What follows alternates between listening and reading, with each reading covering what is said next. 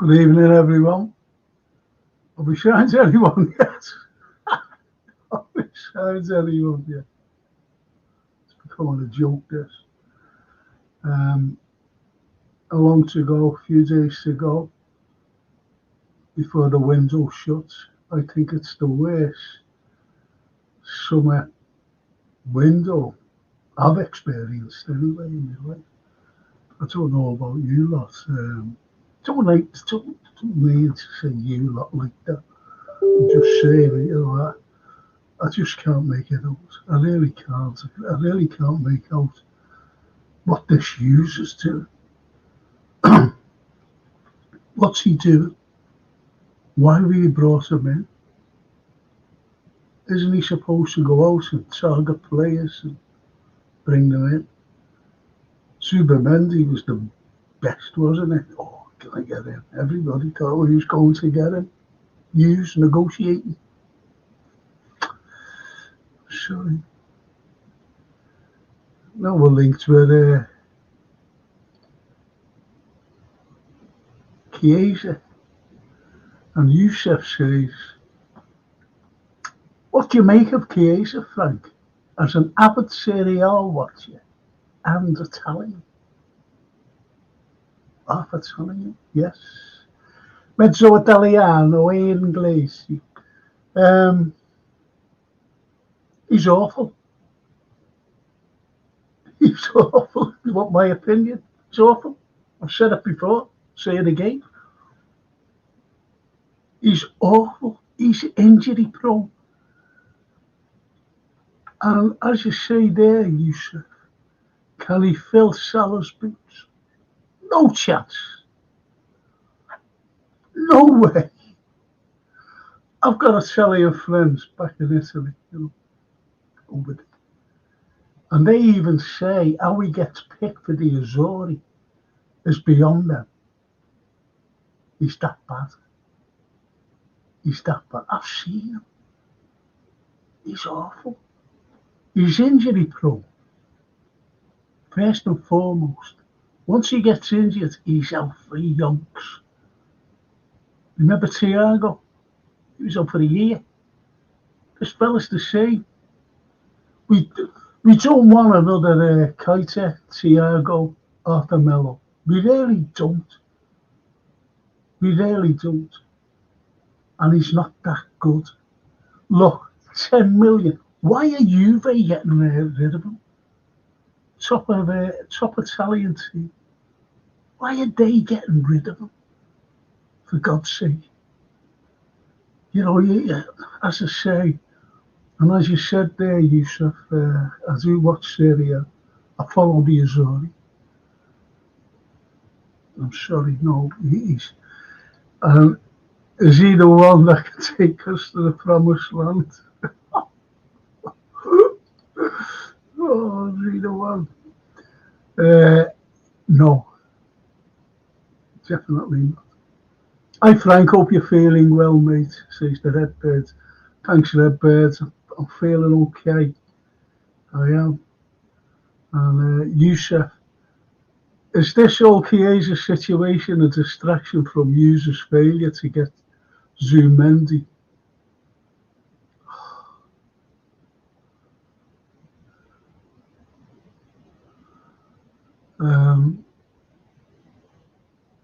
I don't think it's a distraction. I think it's a panic.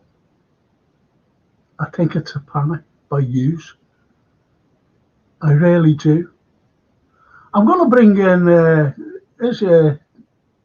found Shankly, Mr. George Scott.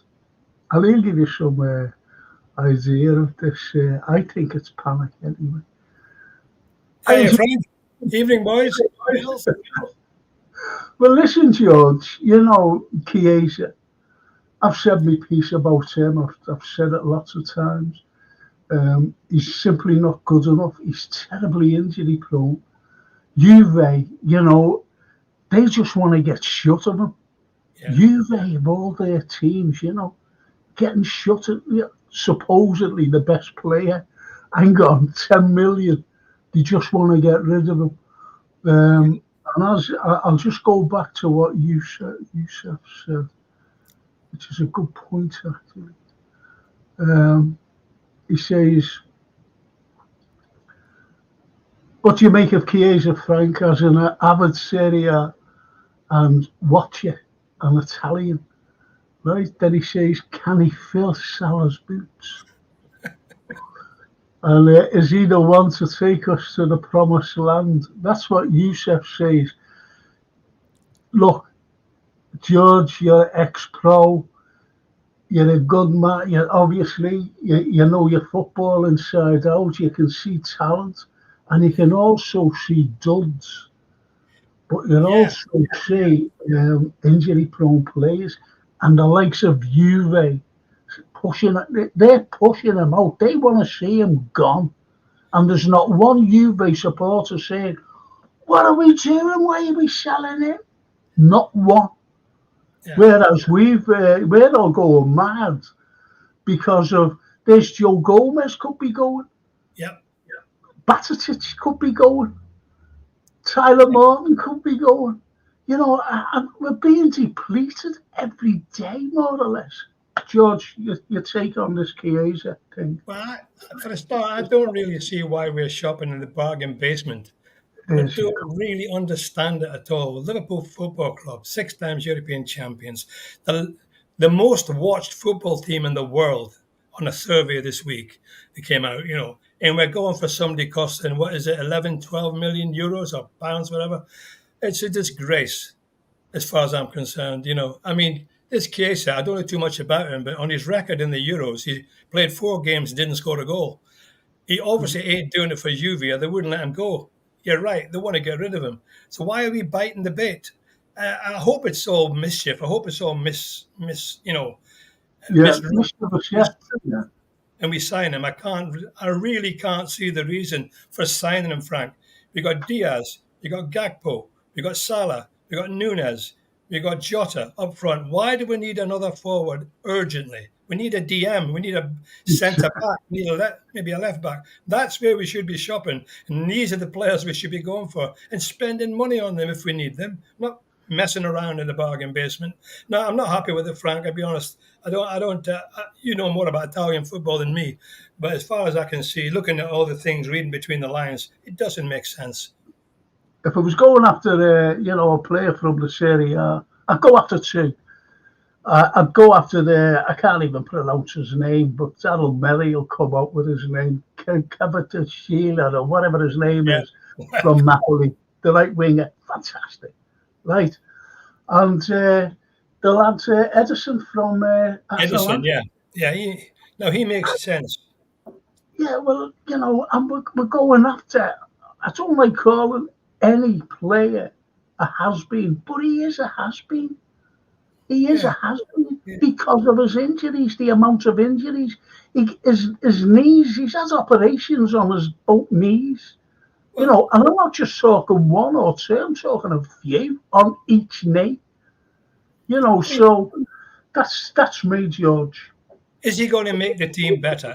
Is he going to make the club better? Is he going to give us more chance of progressing? The answer's got to be no. No, absolutely not. And as the red bit, Frank says Chiesa is rubbish. Are you listening, Richard? We say no to 6 notes.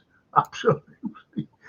And Daryl says it's a FSG cheap signing, as always. Well, that's what it looks like, isn't it? That's what it looks like. I thought that right away when I seen it. It just sums everything up there. When you first came up, we're Liverpool Football Club. We've won the European Cup 6 times.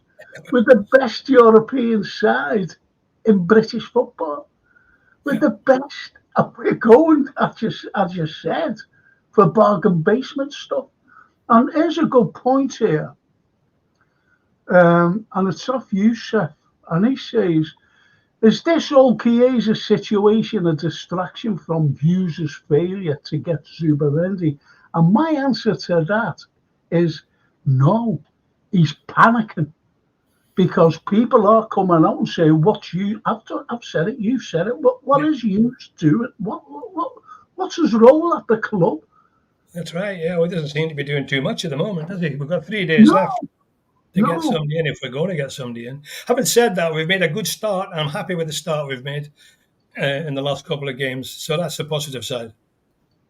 Yeah, but you know, and I know that we need a DM. We need a DM, and Yeah, that's our priority. And yeah, see, why? I'm not saying the panic's setting in. Don't get me wrong, but the window's closing in the next few days. yeah. And what if we don't sign anyone? It's not like who's looking at this team and who's looked at the team in the last couple of seasons when we've suffered horrendous injuries. Yeah, So the actual squad's being depleted. well, There's that's the key. Matip gone. We haven't replaced him. Vandenberg's gone. We haven't replaced him. Gomez might go, and we haven't replaced him. I don't want Joe to go. I No, I think don't. he's one of the I don't most want to. versatile players in the back line. He can play anywhere in the back line. Yeah, So he's there, and he's never moaned. He's never done anything. He just does his job. fantastic. He Yeah, comes in the side, out to the side. we don't want to lose Joe Gomez. He's a great player. He's got versatility written all over him. A wonderful player, great servant to the club, and he'll do a job in any position. Be crazy to sell him, really, unless he wants to go because he's not getting game time. That's a different matter. Exactly. Daryl Merry says, "Evening, George. Thank you for your kind messages." That's lovely. Pleasure, Dara. Daryl, heart goes out to you, mate. I hope all's well. Hope you're doing okay. I was talking to him last night, on the phone. Paul Turner says, "Good evening, George. Hope you're okay." Yeah, I'm fine. Thanks, Paul. Thank you. Yeah. And the Red Bird, "Great to see you, George." And he Hi, turns Red around. Bird. I never He know says, whether Red Bird's a girl or a boy. I think Maybe he or she'll tell me. it's a fella. I'm going to bring in, yeah, there's Daryl. Canvas Gale told you he knows. Yeah, he knows. He can spell as well. Copland. Kid spellers, man. I'm bringing in the Foz, George. Good lad, this fella. Oh, hi, Foz. Hello, you alright? Evening. Hi, Foz. Evening, George, evening, Frank. What is Evening, going on? Foz. Well, the Yes. thing is, you see, the very first message was, is Chiesa going to be our promised land? What's the message? Yeah, I'll just show you this message. I've got to go back up again. I'm sorry. Right. He says, just let me read them out. And then I want you to answer. George has answered, by the way. What do you make of Chiesa, Frank? As an avid Serie A watcher and Italian, and can he fill Salah's boots? Also, he says, is he the one that can take us to the promised land? Over to you, Fozzie. Wow, we was discussing on my show yesterday about Chiesa. A lot of our fan base have already, changed their mind. They're in the bandwagon of Chiesa, which is strange in my opinion. We don't need Chiesa. We still need a centre back and a DM, in my opinion. And not only that, if Juventus are gonna get rid of Chiesa for about 10, 15 million, is there a problem with the player? You know what I mean? You got to think about it that way. Why are they getting rid of a player that was sought after, after those Euros when Italy won it? And I think every team wanted him, and all of a sudden, Juventus want to get rid of him for about 10 million. It doesn't make any sense to me. And number two, has anyone seen his legs? He had a serious ACL injury. If you look at both of his legs, one leg is smaller than the other because of that injury. Actually, if people actually looked into that, so basically, we're getting a player that we don't need. And it's like one of your comments said. I said it yesterday on my show. I said we're going the cheap option again. We go from a marquee signing to the cheap option again. Said. And there you go. That's what George said. Yep. That's exactly what George said. With the top British side in European football.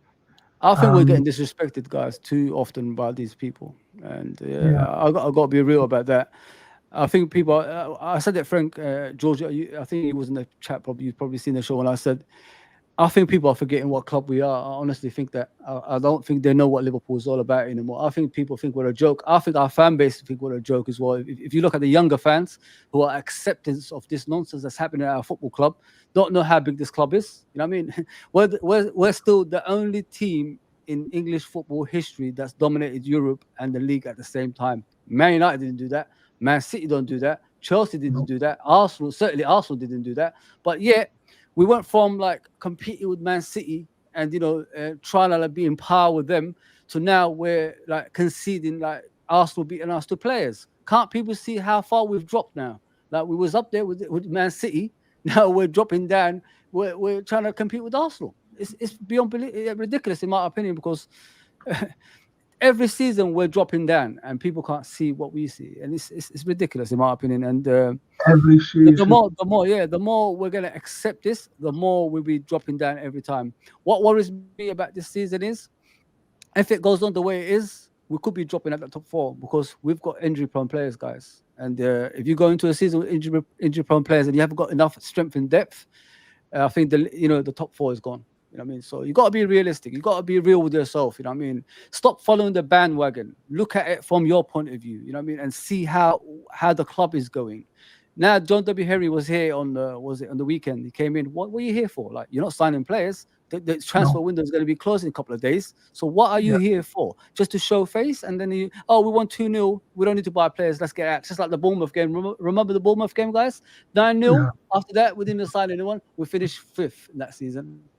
So it's a worrying times, man. These are worrying times. You can't make people fall in love with football that don't love the game as well. Like these owners will never love the game because they're from the States. There's no offense to people from America. I've got no issue. I'm saying it in a way people like you look at John W. Henry. What is he, 70 something? Like how can you make a guy like that fall in love with football? It doesn't make any sense. You know what I mean? You start off young and then you go up there. It's just a business term. And as Neil Broderick says there, he's spot on here. If you're injury prone in the Italian league, I've said this many times, you have got no chance in the Prem. It's faster and far more physical. He's so right. That's a cracker comment. And let me go to Steve Evans. He just says, we're not signing anyone. They are blinding everyone. That's what he says. And he says, even a Frank and George. Even a Steve. Just let me go through these, please. If they sell Joey, this stinks big time. Can't get into the season with Canate. Can't go into the season with Canate. Allen's injuries. Leaves Baines and Coates only 2 first-team centre-backs. That's spot on. Yeah. And Edward says, Frank, I think they might be pushing Allison out because we've got a new keeper. And Allison has come lately and said he wants to stay or maybe sign a new contract. Yeah, he did that. It's frightening what's going on. It really is. Mm-hmm. Look, I don't like saying things like this, but I have to. This would never have happened under Klopp. No. Would never have happened under Klopp. There's young Batic, he's been working hard to get himself fit and everything. What's going on? There's Pep Linders. I want him. He wants Tyler Morton as well. And not only that, Bobby Clark's already gone there. He's seen the potential of these young players. He's seen it. And yet we've got no one. And as Sloot says, he likes playing with a squad of 17 players. Yeah. I don't think someone said, listen, what about injuries? We're in the Champions League. We ought to be fighting for the Prem. We're in a domestic cups. What are we going to do? Anyway, that's it. And Herbert Lom's brother says, Chiesa will be a top-class backup for Salah at a bargain price. Great piece of business. See how diverse it is. So these are the lads.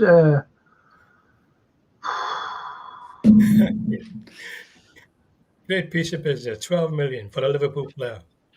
Exactly. And, as Darryl says, but come on, Chiesa is a nog, a salary placement. John Rooney, yes, George, at least you have positivity. Yeah, I'm always positive. I think, at the end of the day, like I said, this club is a massive, massive club. Like Fozzie said, people tend to forget just how massive the club is. Yeah. The worldwide fan base is beaten by nobody. Yeah. Like I said earlier, being watched by more players on television across the world than any other club, and that's the ballpark we should be playing in. And I do think we'll get top four this year, despite anything, because you watch them at Anfield on Saturday, and I think we've got a really, really good base squad. But we do need DM, without doubt, someone to shore up the defence, because we still looked a little bit suspect when Brentford were on the break, and I was worried that they were going to score. And we need to cut that out. But, we've got some class players up front. We've got pace in every position up front. Diaz, I thought, was outstanding at the weekend. Yeah, he was. My man on the match. Yeah, Me too. we need to get our act together with this transfer business, because it's very unsettling, especially with the injuries we've had in the past. If you start getting those injuries, like Fozzie said, to people like Kwanzaa and Kanate, then, you're going to end up with back to the old situation we had before, when we had Nat Phillips and them in the back four. Simple as that. And Ian Max says, evening everyone. Chiesa price is low as he is in his final year of his contract and won't renew it with Juve, so he's been frozen out. They want his wages for 150k plus per week off the books. Thing is, he wasn't even picked for the opening games for Juve. He wasn't picked, he was left on the sidelines.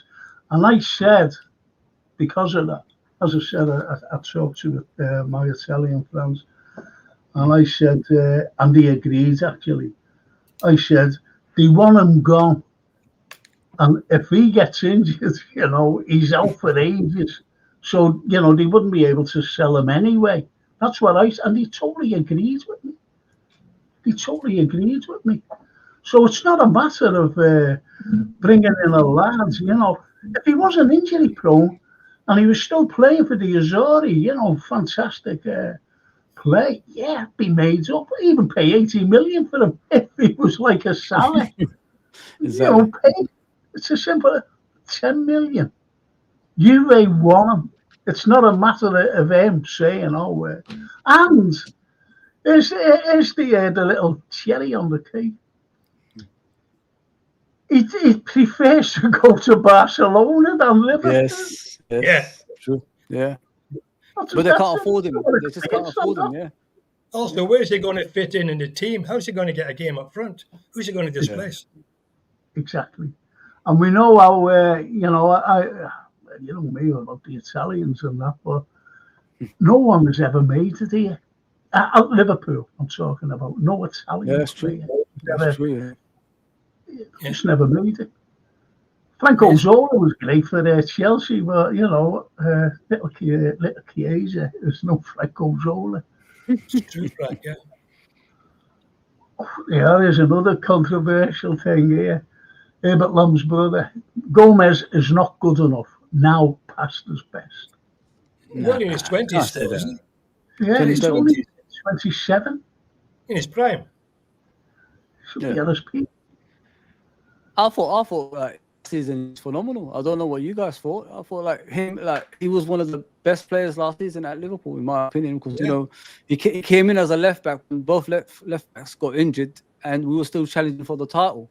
And what I like about Joe Gomez is he's like the Army Swiss. I think they put him anywhere in the defense, even in the DM position, he still performed in a higher level. So I don't know why people are trashing Gomez. Yes, he had injury issues in the past, but last season I don't think he had any injuries. So it looks like it's past him.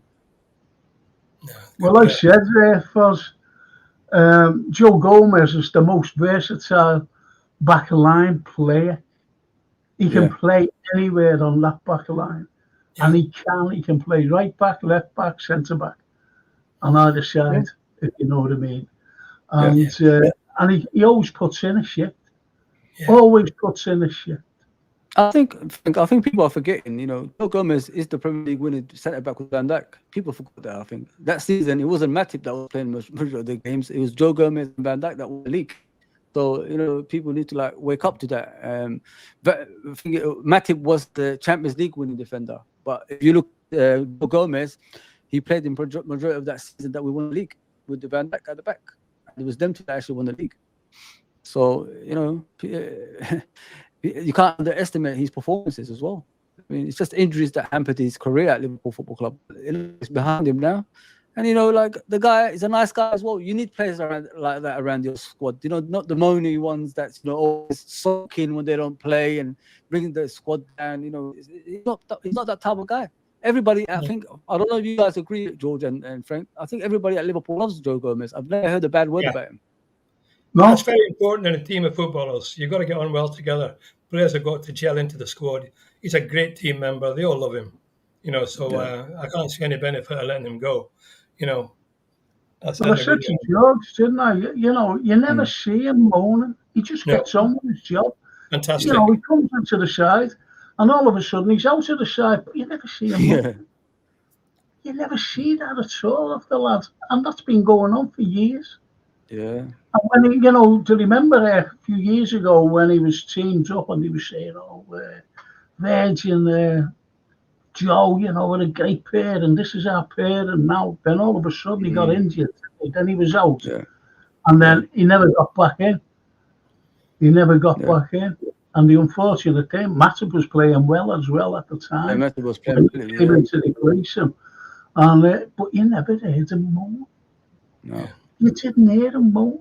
The problem a lot of these lads face, Frank, is the fact that if you can't get into the team, you can't get into the team because they're performing well. And these guys, it's very difficult because you want to play, you want game time. This is what's caused a lot of problems with these young lads that are being released and let go, but they can't get game time.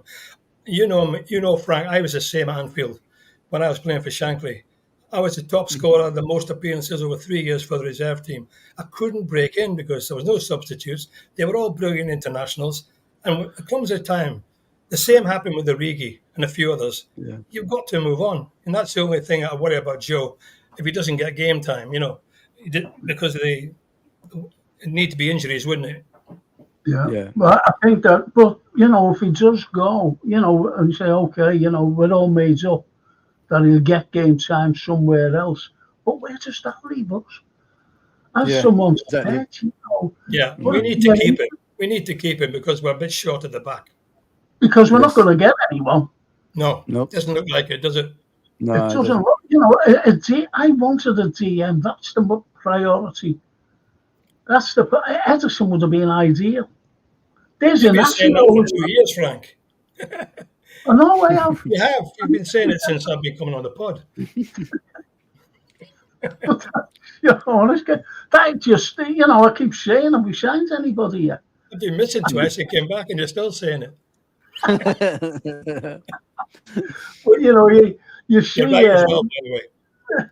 Yeah, because the lads, like as Herbert Long's brother says, Chiesa is a backup for Salah, not a replacement. Yeah, but who wants to sign for a club as a backup? You want to sign for a club to play in the team. Yeah, I would have thought. Absolutely. And Brian says, evening lads, hope everyone is doing well. Good to see your name up there, Darryl. It's back to when Stevie G carried us. The fear of that man getting it's the same now, but we haven't. But we have a few more players. So, I think what he's saying there, we have a few more players, but, I think we need a few more, to be honest, Brian. I really do. Ian Mack, if he can recover his form with a fresh start, could be a Shaqiri type signing as cover, says Ian Mack.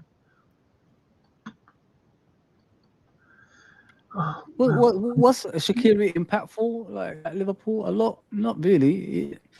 We just it's like what I said before, guys. If you look at Shaqiri, he was a cheaper version of Fekir, wasn't he? Because we didn't buy Fekir, we got Shaqiri, didn't we? We didn't buy Bellingham. We got Soboslai. That's what it was. It was just a cheaper version. That's what it was. He was Did a he good impact player, Liverpool? It was a brilliant player, but has he impacted Liverpool in the I'll way we never wanted forget him to? the cross against Mhm. Barcelona. If Yeah, that yeah, moment alone, when he crossed it Oh for yeah, Ronaldo yeah, to head it in, yeah. yeah. the third Gilly. goal. That's a highlight. That's a highlight. One of the best. Yeah, Highlight of but his career. but Yeah, I yeah. feel. But is And he that was, not what you guys want, or you want someone that's gonna, Kudus or someone like that that's gonna replace Salah eventually? If you know Well, what I we mean, need somebody guys? to improve the team. Yeah. I mean, and we've got to look into that. We've got to look into the players' ages, don't we, as well? Like, they're not getting any younger. And if we haven't found that, it's like you said, George. Right, when you guys were playing, what I loved about you guys. Sorry, Frank, if you was going to say something, I apologize. Can I say it or? Yeah. What I like about your team, George, and Bob Paisley's team, and Joe Fagan's team back in the and Kenny's team, is like once the players were aging to a certain like 28, 29, you already had a player in reserve that's going to replace that player. I mean, this is what we're missing at this football club, and we haven't got that. And if we don't be quick at this, we're going to fall, dramatically, in my opinion. Because like I always said, your teams of the 70s, 80s is just the class. I think you guys were way ahead of your time, the way you organize yourself as well. Because I've never seen anything like that in football since you guys actually started that. And this is what we need. We don't spend a lot of money, George. We don't really do that. So why don't you go this kind of direction to prepare for the future, if you know what I mean, George? Yeah. well, yeah. you're absolutely right there. And I can go back to when Shankly brought in Big Ron Yates and Ian St. John. Saints, yeah. And everybody loved the Saints. Yeah. And it was up to Shankly to say, your time's up here. Yeah. That's right. Yeah, he did. So it goes back to the Shanks. Yeah. And Even Roger Hunt. It just carries on with everyone. But, Exactly. when you look at who's gone today, we're getting rid of there's Doak as well. It's crazy. Doak, It's crazy. I love Doak. I think he's a fantastic prospect. I really do. It's just a pity he was injured last year, because if he hadn't been injured, he was on the fire. He was doing really well. Yeah, of course. Lads, yeah, it must be. CGA, hello. Hope everyone as well. Thanks. CJ. We're all shouting at each other here, because all the signings we're making in the next 24 hours. And Norman, even if Frank George and Fozzie. Hi, Norman. Hope you're well. Big up, Norm. Fozzie. Even in Norm. Thinking of you and your lab, Darryl, mate. That's lovely. 100%. That's lovely. Good evening, Fozzie. Hope you're okay. Enjoying the content of your channel. Isn't that lovely? It's good. Thank you. That Appreciate is good. that. And evening chat, says Norman. And the Daz Reynolds. I haven't seen him for young, so I hope he's all right. Bless mate, says, to the Red Bird. I just want to go through some of these, please. I know it's... Just let me go through, please. North Red says, all this smacks of desperation. These guys are con men. Yeah, 100%. it is desperation. 100%. Because someone mentioned there before, I think it was you said, when he said, is this a distraction from Zubamendi? We never got him. And I said, no, it's panic. And they're going to try and get anybody in, to say to the fans, yeah, look, we brought him in. It was like Klopp the other season when he turned around to the journalist and said, you were right, I was wrong about midfielders. You're screaming out for midfielders. And he brought Mello in on the penultimate day because we knew that we weren't going to sign anybody. He was a winner. Mello on a loan. I wouldn't be surprised, if we brought in a loanee, not a loanee, I don't know. Yeah, it could be a loanee. That Rabiot.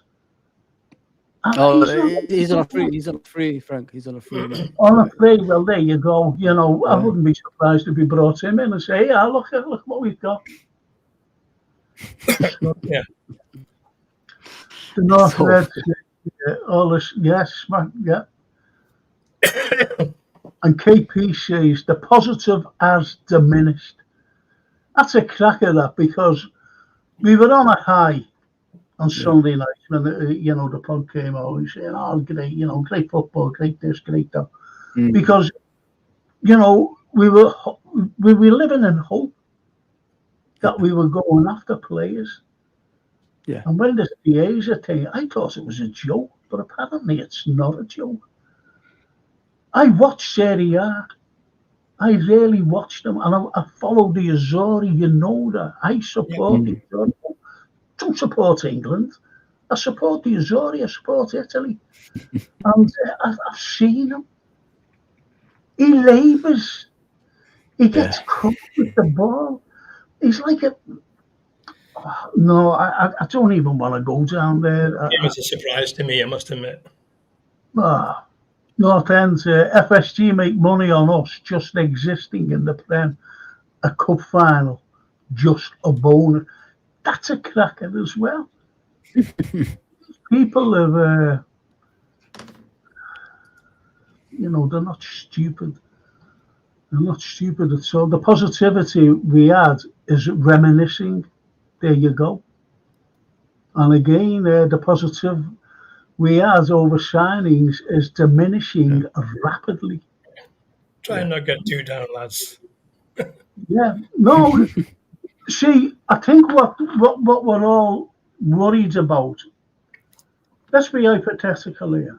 If you don't sign anybody, if we don't sign anybody, right, and those lads have gone, they're all out on loan. I know that you can recall them back and things like that. But anyway, so we sign nobody. We're playing Manchester United on Saturday. I just hope I reckon we'll beat them anyway. I really do. We've already given 7-0, 5-0. Do you know what? I was watching, when I was watching the game against Brentford, I said, we'll stuff United. This will stuff them. But my point is injuries. Yeah. Injuries. And we could be well and truly effed. We really could. Because I want a challenge for the league. George wants a challenge for the league. Fozy, you want, everyone on the chat wants a challenge for that league. We love the Champions League as well. We love it. Yeah. We want a challenge for that. That's where you got to be. But we're a small, very small squad. And, there's bound to be injuries. We can't go through. And you can't play the same 11. High-intensity football. You can't do it. You've got to moved on most of the young lads, the guys that were knocking on the door. Exactly. That's Bobby Clark, especially. I thought Bobby Clark was phenomenal last season. The way he came in, the way the ball. Even Dan's looked a great prospect. Yeah, I know he's injured maybe at the moment, but they're letting him go off to Plymouth apparently. That's crazy. Well, Norman says, I still think we won't sign anyone. I said on Fozy Chat Show the other night, the news of us being in for players broke last night just in time for unveiling of a new kid. That's conspiracy theory there. Con artist, aren't they? Proper con artist. Oh my god. My god. Oh, you couldn't make it up. You couldn't make it up. You couldn't make it up, could you? No. Absolutely. Yusuf. I got on the Chiesa bandwagon until Frank told me he's crap. I mean, I'm a Gen Z, so I don't know much about football. But that's me. You can take the words off other people. I've got Italian friends, as I said. And remember, I don't follow England, as you know. And I've seen loads of I'm just giving you an example. Loads of England supporters, when that Maguire was picked, they all had their heads in their hands. Everyone, why are you picking him? He's useless. And this is, Maguire. Like, it's the same in Italy. Why are you picking him? Chiesa. Anyway, so that's an example of why this is. Anyway, Darryl says it's typical FSG. Oh, we tried. Yeah. Yeah, 100%. I may well be cynical, but that is what I think FSG are like. Only my opinion. And I'll just go on to these two here. The North End, the North Red. They have as good as told Gomez, Endo, Diaz. We will be open to selling you.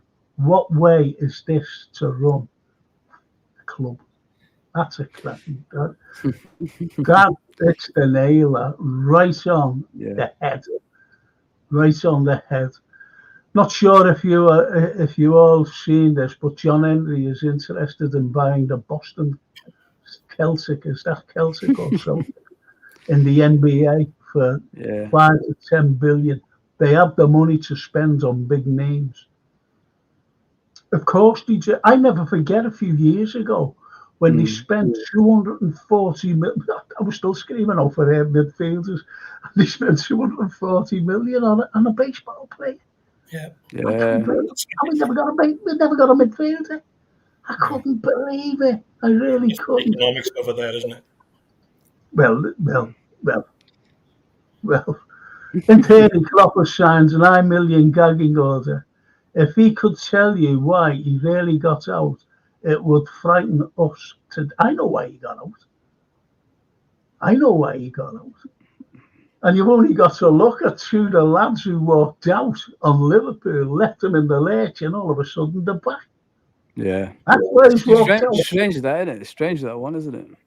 Oh, I know all about it. George said, evening, lads. Sorry I'm late, but on Gomez, he is irreplaceable, in my opinion. Covers across the back four and played 51 games last year. Spot on, George. Spot on, mate. Spot on, mate. How about that? Spot on as well from me.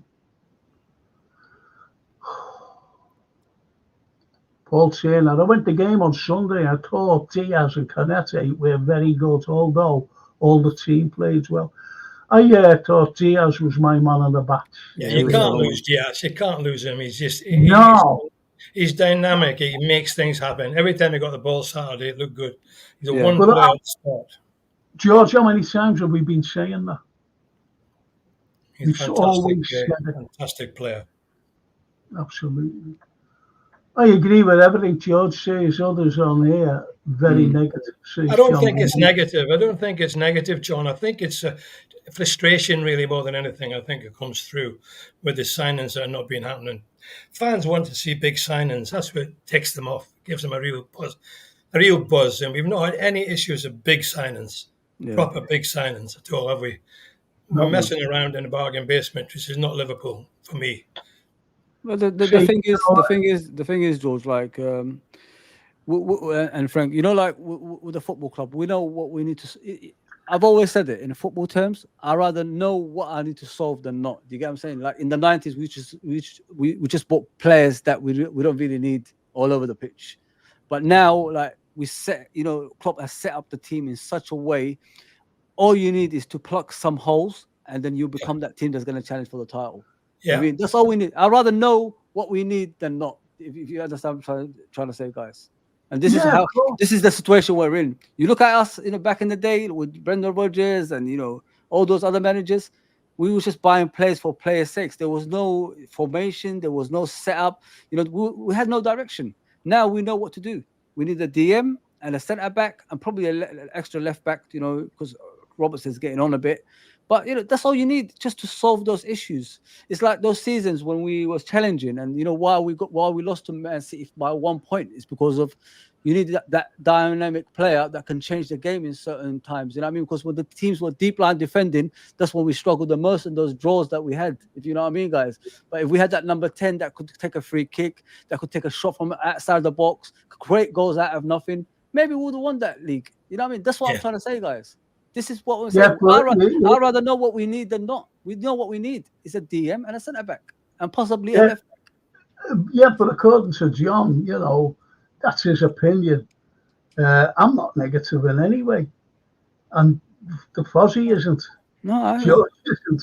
And everybody else who comes on the panel. We're not negative. We just want the best for the club. Yeah. If you think those 2 games, which we won comfortably and played some great football, no matter what the opposition were, is fantastic. But just imagine if we added some quality plays. Some quality players. What we could do. That Klopp wanted. We're forgetting that. If you look at the actual Real Madrid team, you look at Tchouaméni, you look at Bellingham, you look at those players, they should be at Liverpool if Klopp had his way. Don't forget, we was in for those players. I mean, now it's reversed, isn't it? If you look at it, and not only that, if we had those players.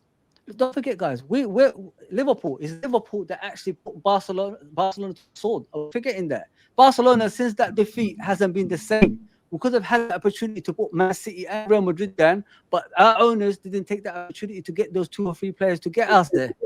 This is why we're saying what we're saying. We're not learning from the issue we had in the past. I mean, listen, Barcelona haven't been the same since. You know what I mean? It's because of Liverpool. And we could have done the same for Man City and but we didn't take the opportunity. Now we're struggling with Arsenal. We're competing with Arsenal. You know what I mean? And it shouldn't be like that. I think there's a lot of frustration. I think there's a lot of frustration with some of the fans of other clubs because Man City's won the Premier League 5 years in a row. They still haven't got the reach of Liverpool. They still haven't got that worldwide appeal of Liverpool. Yeah, haven't. They haven't. They don't sell the number of shirts we sell. They don't fill the stadiums in China and America and all these places. Liverpool do, and that's an envy about Liverpool. We've succeeded and what we've built over the years from Shankly right through to Klopp, and then hopefully onto Slot if he can carry on. We've been the greatest football club in the world, in my opinion. And I've been involved right through from 1960, so I've seen it all. There's no club can compare. Can tell you that. None. Possibly Man United, the period of Ferguson. That's all. Yeah, absolutely. And Neil Broderick says, I'd like your opinion on this, to be honest. Boys, what do you think about the revamped Champions League? You could play, say, Barcelona away, but not at home. 32 teams in the table, 4 of your opponents handpicked, and 4 computer operated. When's the draw, Frank? When's the draw? Do you know? I haven't a clue. This week, isn't it? This week. Well, I'll be here soon. Put it that way. It has but to we're be. We're more concerned about the negativity. We're playing Manchester United on Sunday. Trying to get someone in. We talk about it. To be honest, Neil, we talk about that when the draw's made anyway. Is this the short start of it? FSG shelling for taking every shilling, hopefully, before they leave. They have to be going. No way will they be scraping the barrel this low. This will get out of hand. That's what they're saying. And Norman says, I would not sell Gomez. He can play all across the back four. Yes, that's what we said before, to be honest, Norman. That's what we said. Mm-hmm. And North Reds said it to that man last night on his show. At 11:50, grand deadline, Chiesa fails medical, FSG, we tried. But that's what they always say, unfortunately. And John, there's John again, and he says, agree with Gomez comments, very good last season and versatile last season. Hope he stays. So do we, so do I. George wants him to stay. The Foz wants him to stay. stay. And the chat wants him to stay. But it's not in our hands. No. It's not in our hands, because they'll just say, you're going. The end. That's it. You're going. Ends up. Yeah. Like they've done with other players. You're going. And, this is why they're at the peak, by the way. Not just, anyway. So, John was, I think he's trying to say that we were positive there. Please don't misunderstand me, says Norman. I would not want a City or a Chelsea type spend or owner. No. But we under FSG seem to try to save a penny for every player, and it's not how modern day football works.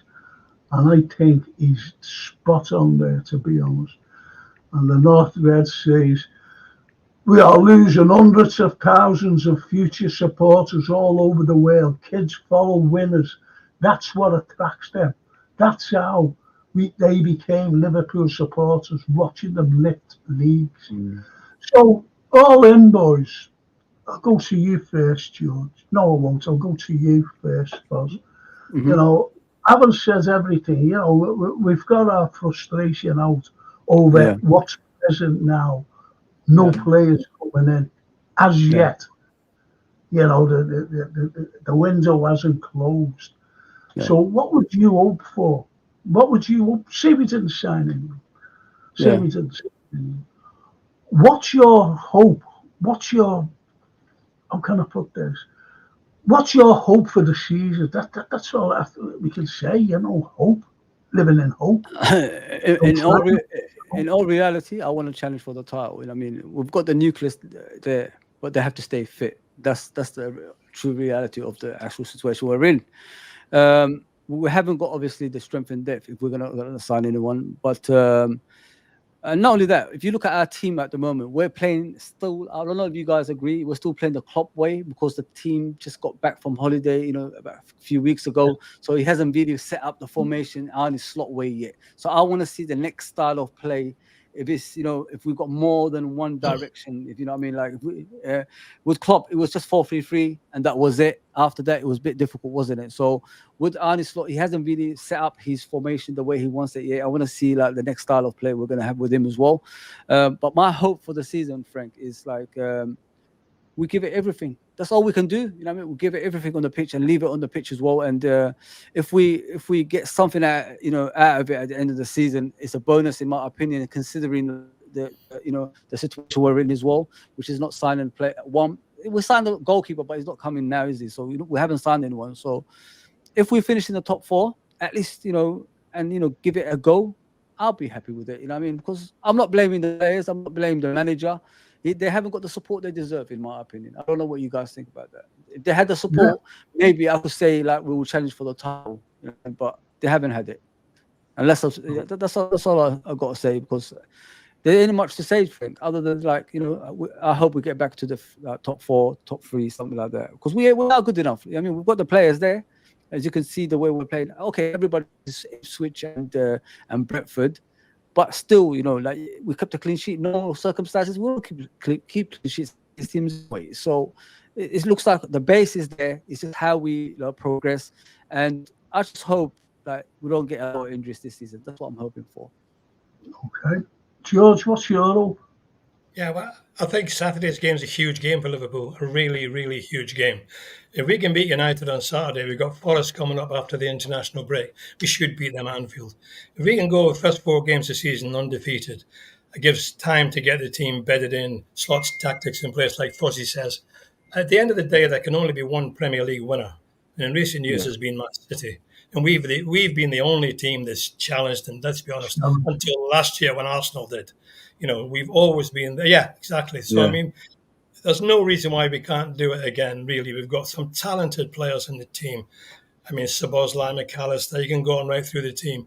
Main thing, as we've been saying tonight, is back up injuries. That's the problem. If we come up against these injuries, that could stymie us. But the talent that we showed on Saturday in the second half, I thought was fantastic. Some of the moves, the 1-2 passes into the box, could have had 3 or 4 goals again, and same at Ipswich. So the talent's there. I want to go for the title. I'm sorry, but that's my aim. Top 4 be great. Getting top 4 European football and win 1 or 2 trophies. Get right through to the stages. That's me. That's me. Because we have the players to do it. Yeah. But I can't see Sloot, playing the same 11 men week in, week out. I can't see that at all. That's why I was disappointed in Trent's attitude a bit on Saturday when he was taken off, because that was awful. We need to share the load. We need to share the load. Salah came off, Diaz came off. You've got to protect the players. I think that's what Sloot was doing. He was protecting Trent against, a big game next week. And I think Trent maybe just took it. I understand being frustrated. I was substituted many times and it's not good. You feel terrible, you walk off, But that was different on Saturday. He was just taken off 10 minutes from the end. He didn't need to show that sort of disappointment. I could understand Quansah the game before because he was taken off quite bluntly at half-time. He's a young lad. Trent's the vice-captain. He should be showing an example. I just hope he's not got too close to this guy in Real Madrid, Bellingham. I want Trent to be here and sign a new contract, and I think he needs to get into doing it. He's vice-captain. He's a scouser. We don't want him to go anywhere. So why he's hanging about for let's get the contract on Trent. Well, I actually said, why he was showing a little bit of frustration and anger, to be honest, by being taken off, is that he's a scouser and he still had loads left in him. He wasn't tired. He was playing brilliantly. And, so he must have thought, well, why is he taking me off? And that's the way we react. Yeah. That's the way. He's the only scouser in the team. Yeah. Anyway, but one thing I did mention as well on the pod was that Sloot should never, ever have gone up to him and sat in the stands with him. Yeah. He should never have done that. Just left it alone. Just leave it. Yeah. Just leave it. And, the cameras went right on him. Yeah, and he still wasn't happy. He still wasn't happy. Because you've seen it, even when Jota went over to him, at the end and put his arm around him, laughing and everything. So we'll just see what comes of it anyway. The players have got to accept the fact they get substituted tactically. Yeah. Yeah. Okay, Norman says, don't forget the wording last night. Chiesa deal exploring. And he emphasises exploring. They are wanting to be seen to be trying to do something. Kit launch this AM. Coincidence? No. That's what he sees. And, with the observing and watching and monitoring, they must work for MI6, not Liverpool. That's news and Edwards. Brian, we need a Scotter up front with the Flotter. It would have to be walking football. I tell you what, though, George and Foz, that game against Brentford, it could have easily been 7. Yeah. In second half. It's incredible. The blocking by that Collins lad. Yeah. When he blocked, the likes of Jota. Yeah. The blocking, he was unbelievable, eh? And the header as well, when... It was incredible. Incredible. I hope we take our chances on Saturday, because the last time we played at United, we didn't. Oh, George, don't remind me. That was a nightmare. Cost us dearly, didn't it? Yeah, it cost us dearly. Yeah. What we should be doing is signing players that the current team look at and say, "Oh, we are getting him. My place is really under threat." Spot on. Yeah, good. That was Paisley. That's exactly what you did. Keep the players on their toes, as they say, innit? That's what you need. I mean, that's how the performances rises, isn't it? So, if a player is challenging you from behind, then that means like you can't slack, and this is what they mean, and that's true. That is true. Well, Everton's brother says Shaqiri had 2 nice goals against Man United as Yeah, well. he did. Oh Yeah. yeah. It was a horrible night that. It was raining, it was getting soaked. Yeah. But the goals was great, Good left foot.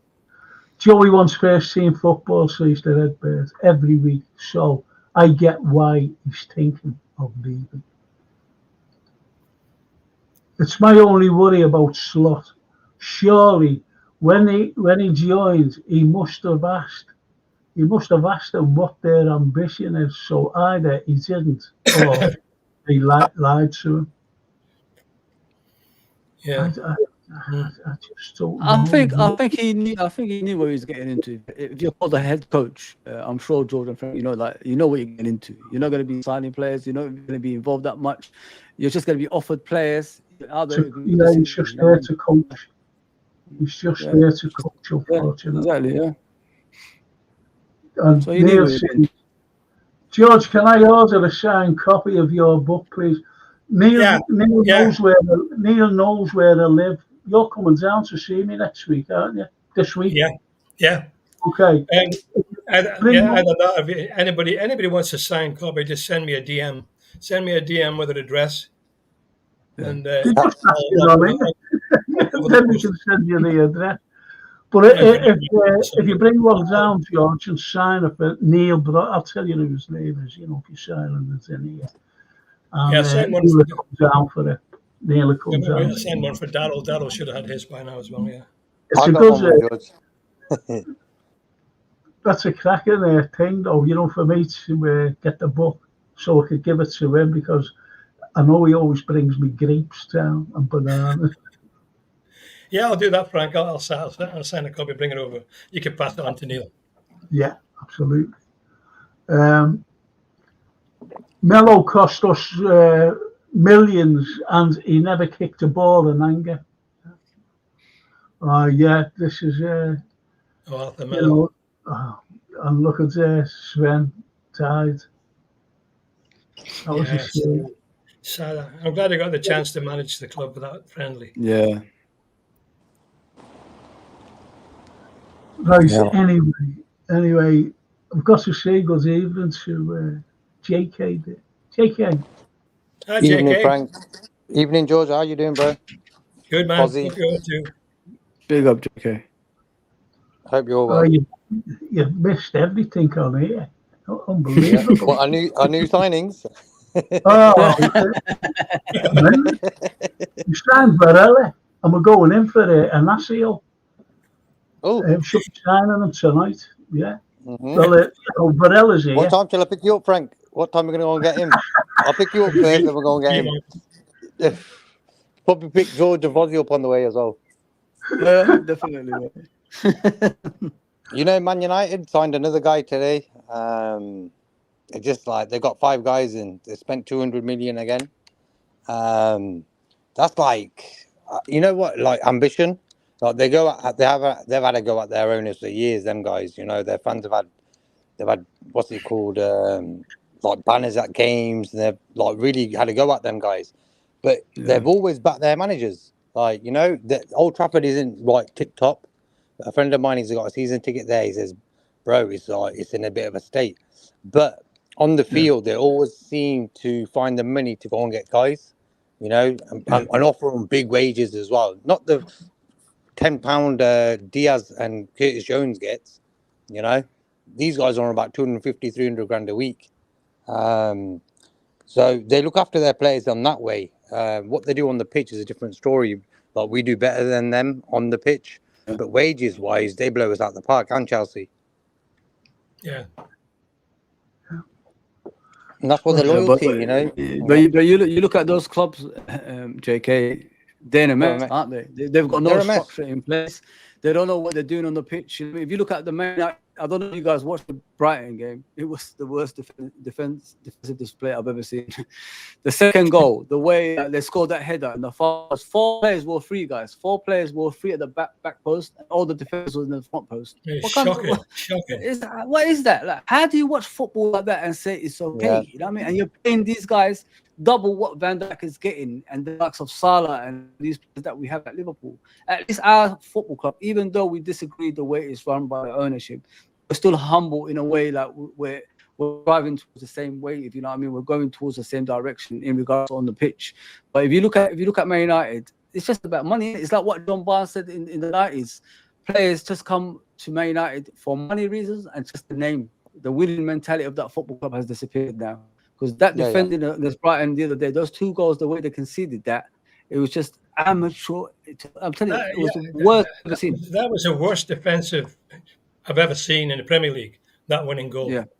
I mean, it was an absolute disgrace. God knows what the manager must have thought. Yeah, 7 but players at the front of the box and 3 Brighton guys at the back. Awful.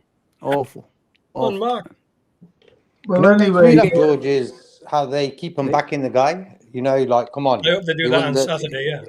He's not strong enough, JK. He's not a strong enough manager. He's a timid manager. You know, like, if you look at the best managers that ever existed in the Premier League, I know I'm going to go back to that, they all had that aura about them, didn't they? If you look at Klopp, if you look at Shankly, if you look at Mourinho, you look at Ferguson, they had that fear factor for players. You look at these players, these managers like Ten Hag. It's like he's scared of the players, not the other way around. You know what I mean? It's a joke. But you know what, Fozzie? When he came in, he had so much players to deal with. Ronaldo, Sancho, Radford situation. I think that took a lot of energy out of the lad.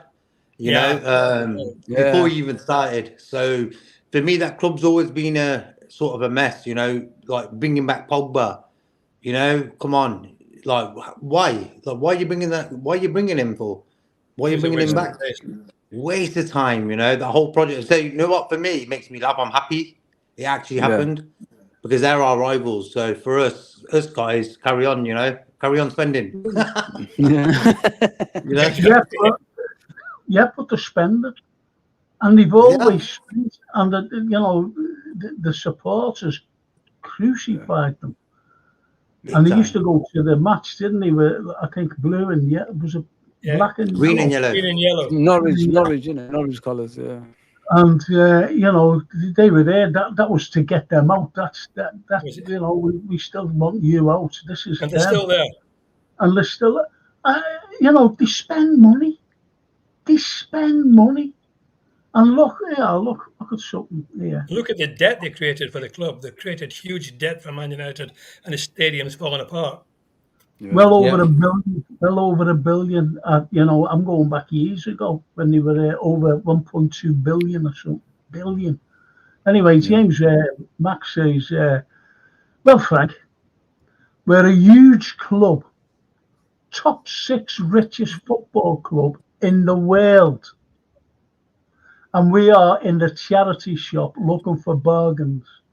Gomez could go with it. Surely a replacement. Bet gone today. Morton will go. Yeah. A lot of youth players all disappearing, you know. Klopp brought them to the table because of the injury crisis we had. But seeing, like, for me, Carvalho and what's that lad? He went to Salzburg. Them two go. Bobby Clark. Like for them two to go, knowing that how many games we've got. Curtis Jones isn't going to be fit. He's injured again, so you can count him out.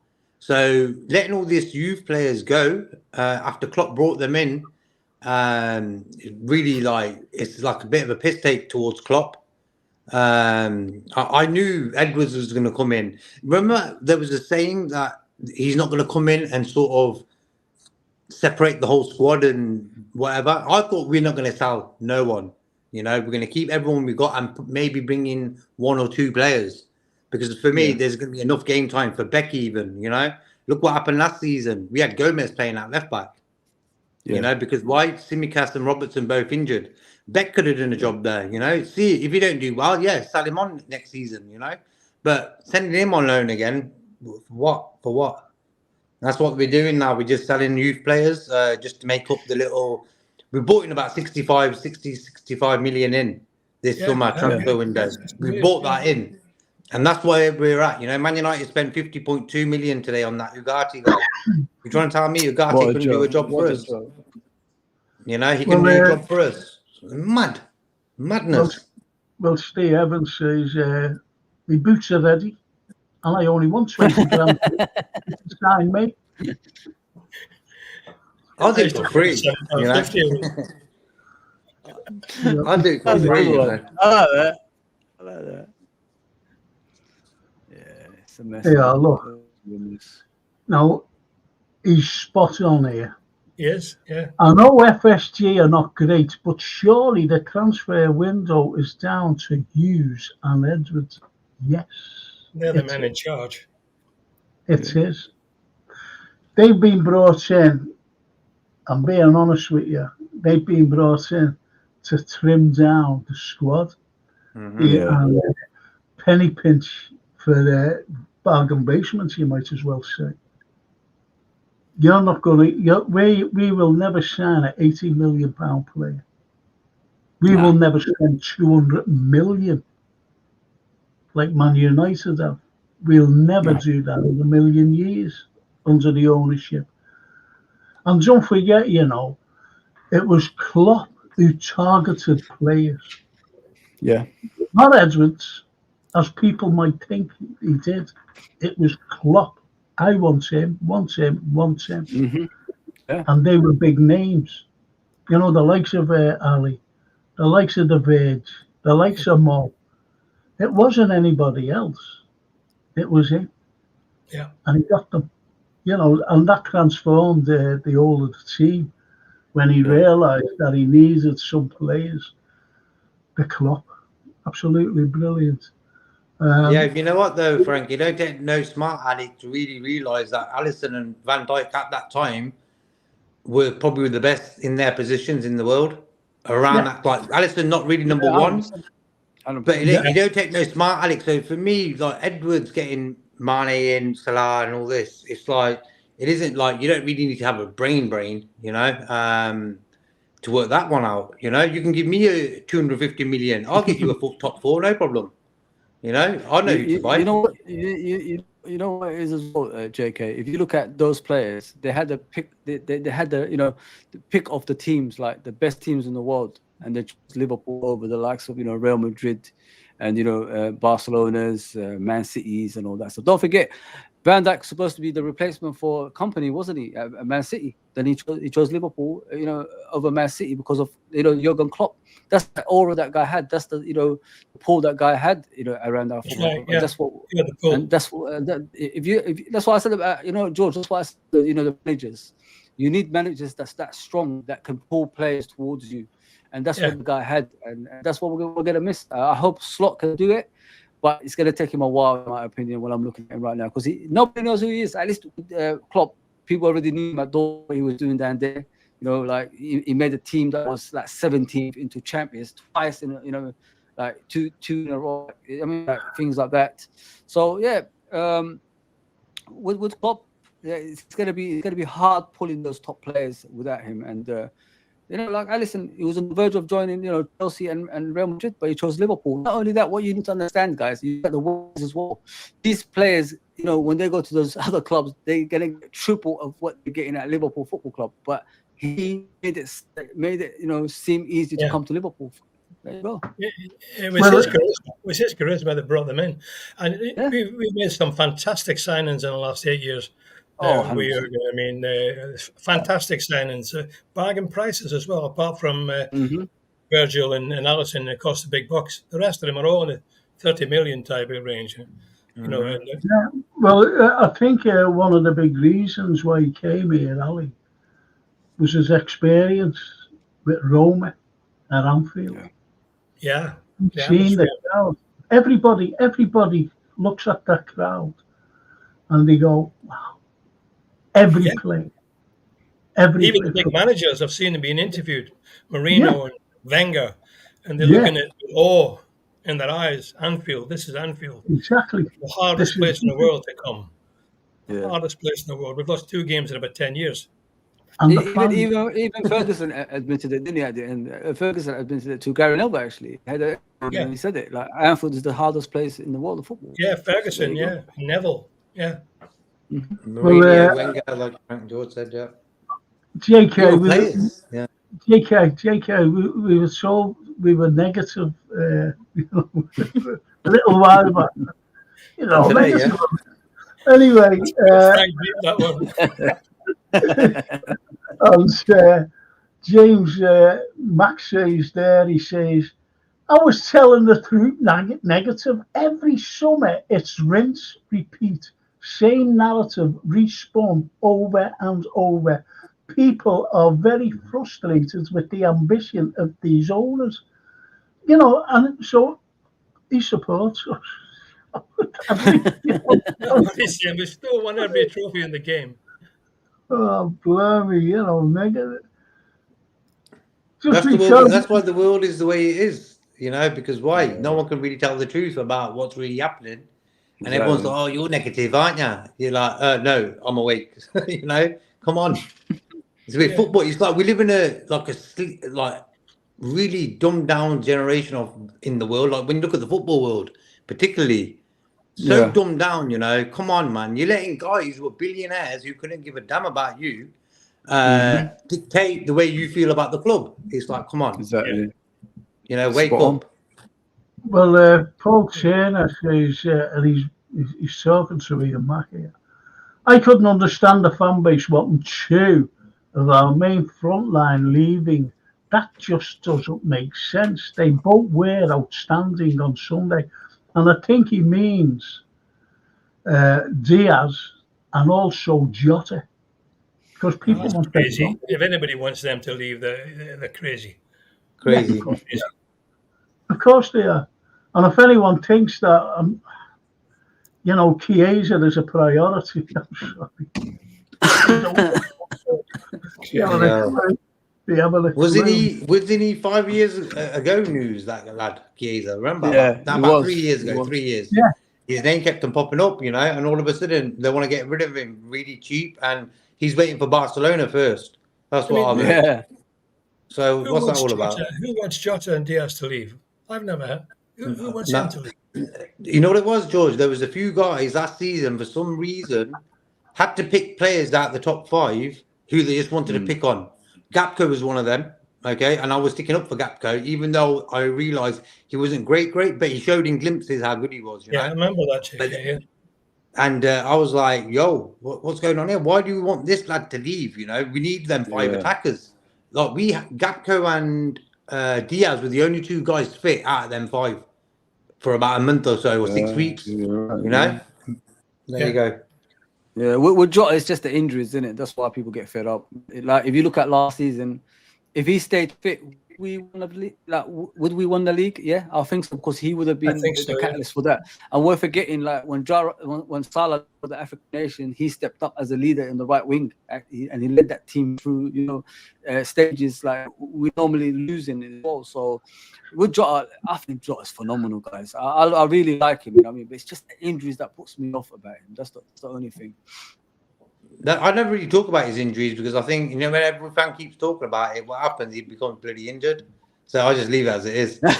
He lasts 90 minutes. Class striker, isn't he? He's a street footballer. He's like a street footballer. You know, like how you play on the park and stuff. That's why everyone likes him. Yeah, 100%. We're back to negativity here, boys. Herbert Long's brother. Let's have some positivity. We're going to win the Football League again. Of course we are. Well done. I will say that. I agree, mate. I agree. Why not? Bring the milk cup back. Bring the milk cup back. That's what we need. I remember the players used to drink it, didn't they? They used to drink it when they get interviewed. I remember that back in the day. The Bell's bottles. Remember the Bell's bottles? Yeah. Really, yeah. There you go. You could hide your whole family in one of them. They were massive. Let's go, champs. Hit them thumbs up and subscribe to the channel, to the fans in the live chat. Yeah. Say, Steve, why? You know, you never walk alone. Yeah. Gomez on a testimonial next season. Yeah. Yeah. That's probably what I want to tell him. That's what you used to do. We have to use that for transfers. We have to use that. Never thought of that. Do you know that's what they used to do, isn't it? Yeah. I think that's a cracking comment. Do you know why? When was the last testimonial? It was for Steven Gerrard, wasn't it? I think so, yeah. I think so. They don't do them anymore now. They don't need a testimonial because that much money. Yeah, but you know, yeah, I Well, they give it understand. to charity. Give it to charity now, I would imagine. I think that's a good point there. It's more the But, recognition side of it. Like, you know, like yeah, being recognised, you've been there 10 years. Yeah. I think it'll be great to give it to charity because FSG are Yeah. a fantastic charity, aren't they? We'll give it back to them. In the old days, your testimonial was to keep you out of the poorhouse. True. I just got a pension off the university. That's great. And they're stopping the eating benefit. I can't get that. Starmer, you know, great socialist prime minister. We're stopping the. I've got my £300 knocked off. Yeah, I'm 80 in October. I would have got £300. I'm not getting it now. No, you're not. No, you're I don't not. need it. Neither is any other pension. I think it's Yeah, that's the thing. Yeah, the poor pensioners do need it. Every pension not getting it. They don't care, the politicians. They don't care. As I said, you what? And as soon as you look at it, you what? Because he's not worried. He's got about 50 years to go. Well, I'm 45, so I ain't got long to go either. So yeah. Well, they are, lads. James says Liverpool fans have been here before with Ix and Gillette and the Tom and Jerry crew. Oh, they were terrible. With their promises, That was terrible. FSG have made huge money from Liverpool. The money is there, but where? Invest or sell up. Simple as that. Well, they bought the club for 300 million, didn't they? It's worth about 4.5 billion now. Yeah. Yeah. The thing that what I understand, guys, is like Liverpool makes money, right? Every year we've got sponsorships, we travel around the world, they pay for us and all that stuff. Where does that money actually go? Because I've never seen a transfer for a long time actually that we spent over 100 million or anything like that on players. So where does the actual money go? Now, John Henry's yacht. Because we're so sustainable, right? We're so sustainable club, right? Like, you know, we get money, don't we? We build money from something. So where that money goes? Like, for example, where Caicedo money as well? Like, we was about to spend 111 million on a player. Where's that money gone? Like, all of a sudden, we're selling players left, right, and centre. What are we going to get with that at the end? Near the end now, like the transfer window. Yeah. I used to just have a football show, you know, not like this, just an ordinary football show. Mm. And I was screaming out for midfielders, George, as usual. And I was saying, why can't the owners just put the money in and give Klopp for a couple of midfielders? And I'm going back 3 or 4 years ago, right? And honestly, the comment came up. And do you know what it said?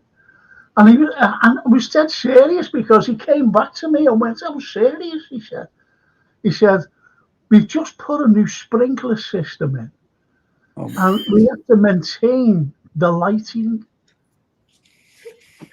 Could you believe it? Sprinkler system, and we have to maintain the lighting. I took off on a tangent, you know. I said, I put money in me bloody meter every night. God, blimey. Yeah, I know about this from Steve. Hughes ready to offer Nunes plus cash on top for Osman. Rumours in Italy. I thought he was at Chelsea's training ground today. That's what I heard. Too much store on rumours. Yeah, I'm not into that. Not for me, anyway. Not for me either. Yeah. No, clickbait. I think he's on good wages. That's why Chelsea are sort of being sort of interested in him. Like, that's the problem. That's why they want to get rid of him, because he's on high wages there. So we're not going to get him. No. Thank God anyway. I just hope, you know, we do get someone. I really do, because it's a number 6.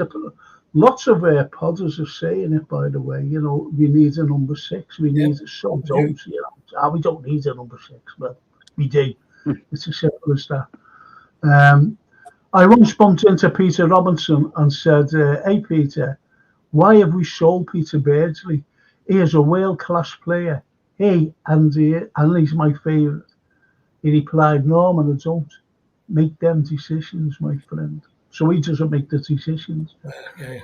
When Peter Beardsley, that was mad, though. That was That was Suey. crazy. A great player, wasn't he? Beardsley? That was Suey that Oh, I sold him to Everton as my well. favorite team, yeah. Yeah, Beardsley was quality. Yeah. Class. Yeah. Old Rich Peter Beardsley, Ray Houghton, John Barnes.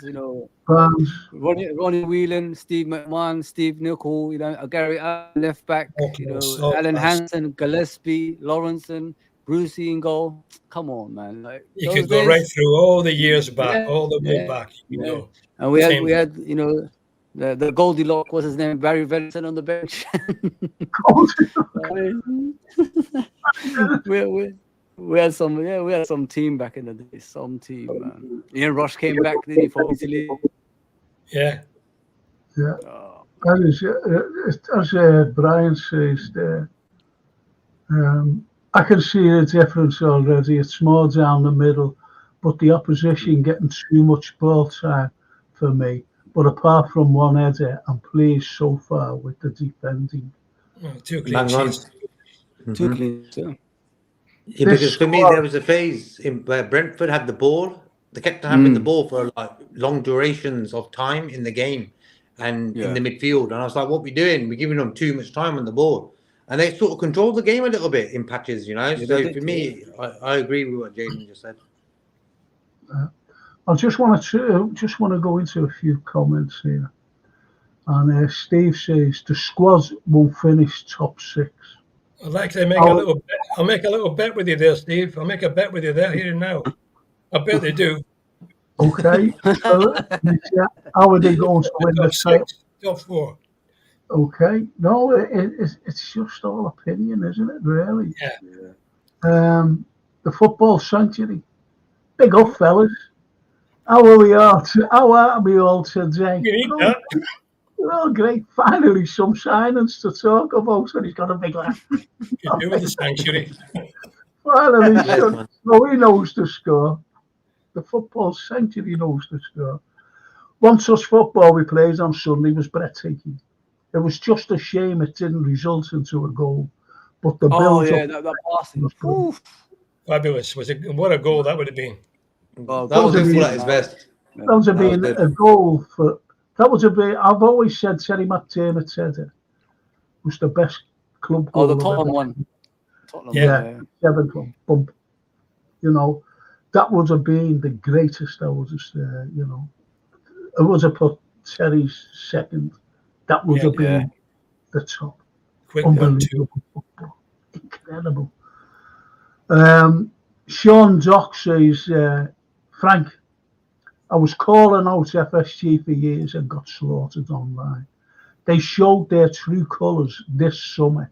Some good young talent leaving the squad. Sean, what time is it? If you're still there, mate, I know that was half an hour ago.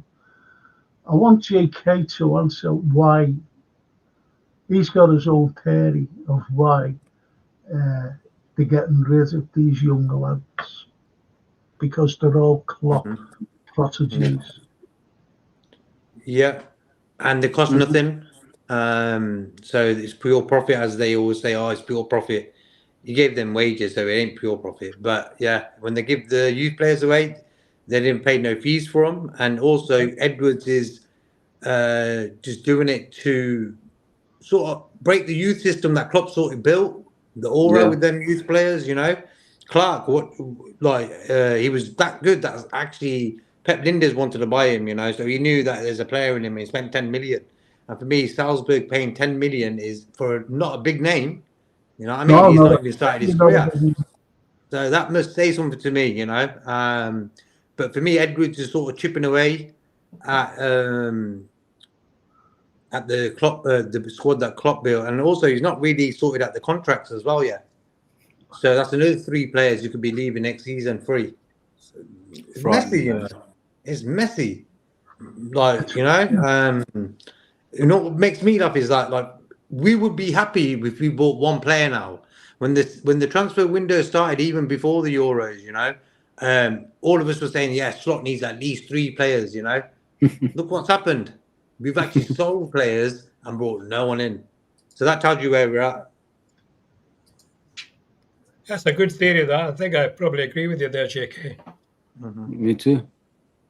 Well, as 100%. Steve says, hit those thumbs up, please. Help Frank out. Thank you. Yeah. But no one seems to help. I've got one like up there. I can only see one. We must be too negative. There's 26. There's 26. There's 26. Yeah. That's mad, bro. But Keep I going, just see, people. Keep going. I just see one, honestly. Sean says, I have always been skeptical of them, even from the court case. And they say they got the club. Honestly. Do you know what? I was called a nonce last week. I was on some show. Yeah, I was on a show. I wasn't on a show, I was just commenting. And what had happened was this two comments. And what it was one said, someone mentioned about FSG and said, FSG saved us, right? That was one. And another comment was, FSG don't take money out of the club. I would love to ask a question about that. Carry on. I'm going to ask a question about that. Yeah. I just said, what garbage are you talking about? What utter garbage are you talking about? They didn't save us. I said, if you want proof, ask the Royal Bank of Scotland what they said. Liverpool were never going into administration. Also, I said, they don't take money out of the club. Are you taking the Michael out of me? And then it was come down and said, who are you to be talking? You're a nonce. You're nothing but a nonce. It's terrible. It's terrible. I didn't know that I was called that because I was just gone berserk. And who told me was Norman. Norman was on the same thing. And later on, I said I didn't see that. Anyway, I've always been sceptical about them, even from the court cases, the Sean Dock. And they say they got the club on a steal. Of course they got the club on a steal. And I tell you who got them in. That Broughton fella. That big Chelsea. Mm-hmm. Oh, yeah. What a phony he was. They brought him in from Chelsea. Yeah. He's a Chelsea fan. Well, I don't know what he was. I think a director or something. What? Bringing him in. I didn't want them in. I was on the steps of St. George's Hall about X and Gillette. I was actually, one of the main people. And I wanted them out. Always, I didn't want Americans. I really didn't want American owners. And when this was made up, they went. I was delighted they went. And when more Americans came in, don't forget the Americans stick to one another. I went over to the bloody America, the court case. Yeah. Went over there. Should have been down here in the magistrate's court. Ozabear said a few things. I didn't want them. I certainly didn't want them here. And this is the way. And look what they've done. This is all we're getting. So they built a stand and they built another one. And they opened access. They never opened access. Access paid for that. We paid for the stand. We're borrowing. They're lending us money and we're paying it back. FSG was lent the money by the Royal Bank of Scotland, and Liverpool were paying it back for them. People don't understand. They haven't got the economics. No. They just haven't got the economics in them. And they think that they've done wonders. And they haven't done wonders. You know what it is though, Frank? It's their greed what ruins it for them. If they weren't greedy, like they just wanted to make money, but they wanted to keep the fan base, the club happy, They'd be all right owners because they're making money. Exactly. You know, fair play to them. Very good businessmen. Very good. Very shrewd, and they know what they're doing. But for me, their greed is their downfall. Because why? Yes, sir. There you go. And also, I've seen them have meetings with Man United owners, pictures like they're all having dinner together. They're all in it together. They're all in it together. Yeah, Super League. They want that Super League. They wanted to go in the Super League, didn't they? They were pushing to go in that Super League. I'm against that. George, I told JK and Frank about this. There's about 11 or 12 teams that's owned by Americans, and don't forget, majority wins. So they're slowly nipping away at it. They're slowly getting teams in this country. So once that Super League comes along again, it could happen while Man City is in court. You never know. If City lose this case, there's going to be a breakaway probably. If they win, it's still either way. There's going to be something happening, and this is the perfect opportunity for these Americans to do that Super League they wanted in the first place. They could convince people there's a corrupt league going on here. Come with us. Let's make our own league that's going to be higher than this league and be more fair. That's what they're going to do. Yeah, there's about 12 teams. 12 teams owned by American. People don't even know that in the Premier League. People don't even know that. That's how politics works. Yeah. John Warner say he wanted a game in America, a Premier League game in America. Yeah. That's what he wanted. He got shot down. He got shot down. Well, that's what they want. Well, I'll tell you one thing, and I'm being honest here. I still think that there'll be a European Super League. Oh, 100%. No doubt. Before long, I'm telling you now. This is why they're all vying, to be in it. I don't know whether it'll be the top 4 or the top 6 in the Premiership. And I really believe that will come about. I really do. Well, it's up to the fans to make sure we don't. And if you're looking at what Neil Broderick says about all these teams, in the Champions League now, I think that's a preamble for it. Could be, yeah. I'm telling you now.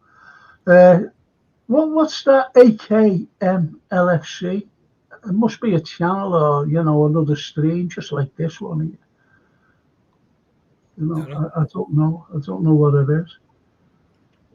He must have a show or something because what the Harry says, what is it? I don't know. Yeah, it's another channel I'm on. So, I don't know. Try and be more precise, please, Doc. Sure. Please be. And, look. Herbert, he says, didn't you say, Frank, that Slot signs about 15 players for the Feyenoord last season at a bargain price? He signed, I'm not saying it was last season, but he signed 15 players for €30 million. But, who are they? It could be Steve Evans in his boots. It's 20 grand a week. I just don't know, honestly. Can't compare the Dutch league with the Premier League. Yeah, absolutely. You wouldn't cocoa, George. Rafa went on about his transfer kitty per season under Gillette and X. It's no better now under FSG. Yeah, he always said, didn't he? He got the lamp standard. The lampshade rather than the sofa. That's what he said. Do you remember, Frank, he changed from his suit into a tracksuit?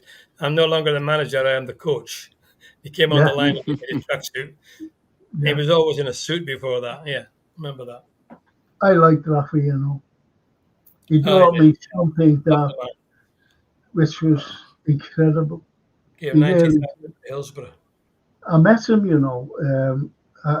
you know Capital Culture here?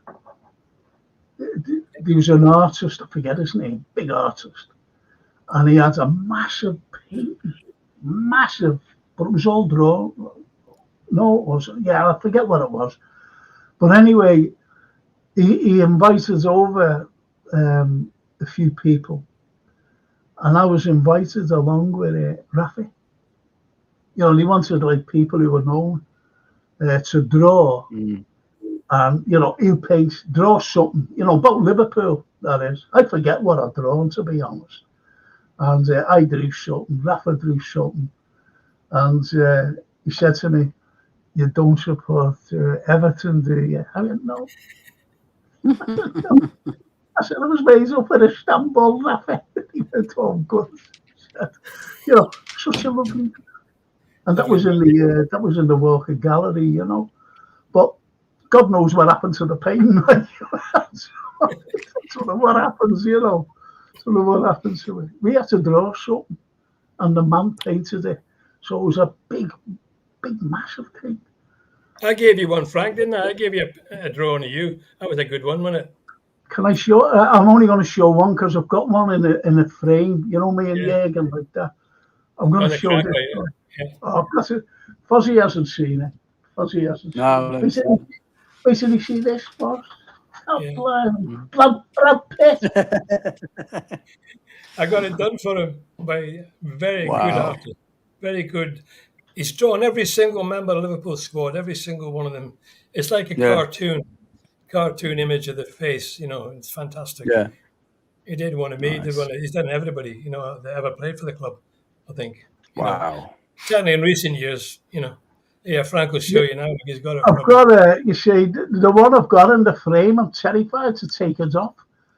And I'm waiting for Francine to bring the frame down for me, you know. Look at this. Oh, wow. Yeah, I think that's good. That's good. That's fantastic. That is you. That is. Wow. Got the red jersey on now. Got the red. Push it forward. Oh, fantastic. Can you see it all right? Yeah. Yeah, that's better. Yeah, that's it. Yeah, Frank Carlyle. Yeah. Football cartoons. Spitting image, man. Wow. Isn't that lovely, you know?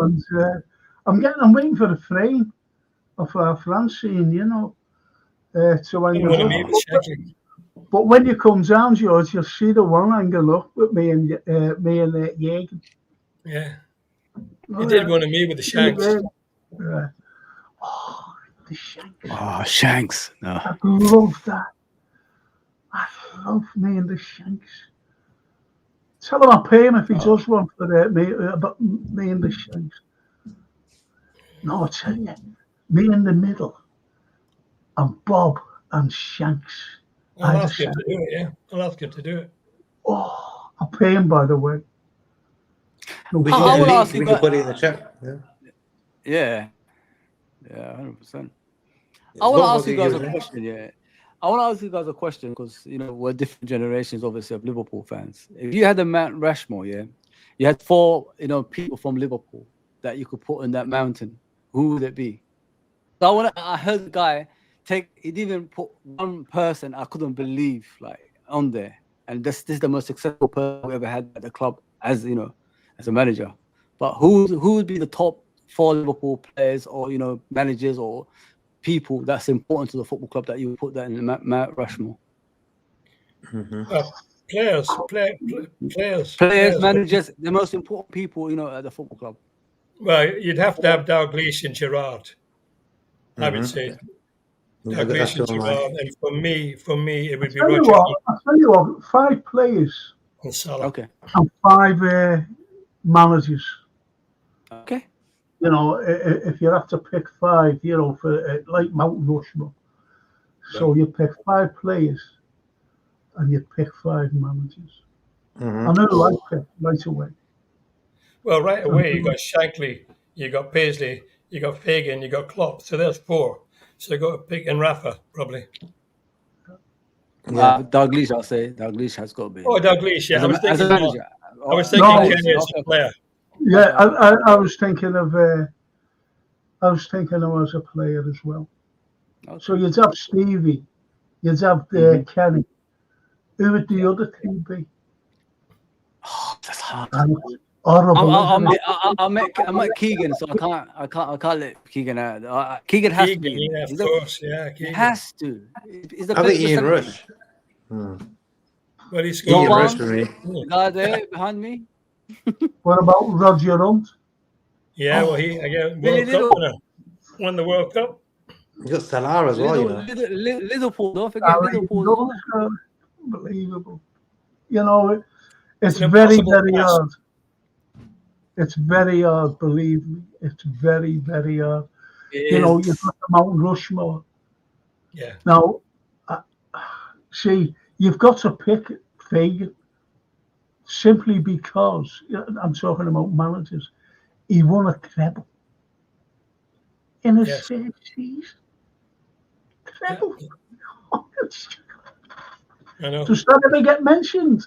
No, Never. it never gets mentioned. Ever. Such He's a got a humble good man. You know, Yeah, Joe so Fagan was good. I think the managers are easy to pick, Yeah. Mhm. because they're already there. They're encased. No other manager has ever done what Rafa did in his first season. Yeah. Win the Oh, Champions no. League. Never. That's right. That was No one. amazing to win that challenge. Especially with that team as well. Especially with that Yeah. team. Yeah. Yeah. It wasn't our best team, was it? He No. brought in a couple of players, Xabi and Garcia. Transform the team. Absolutely an amazing feat that he did, Jamie Anyway, Traore. but I think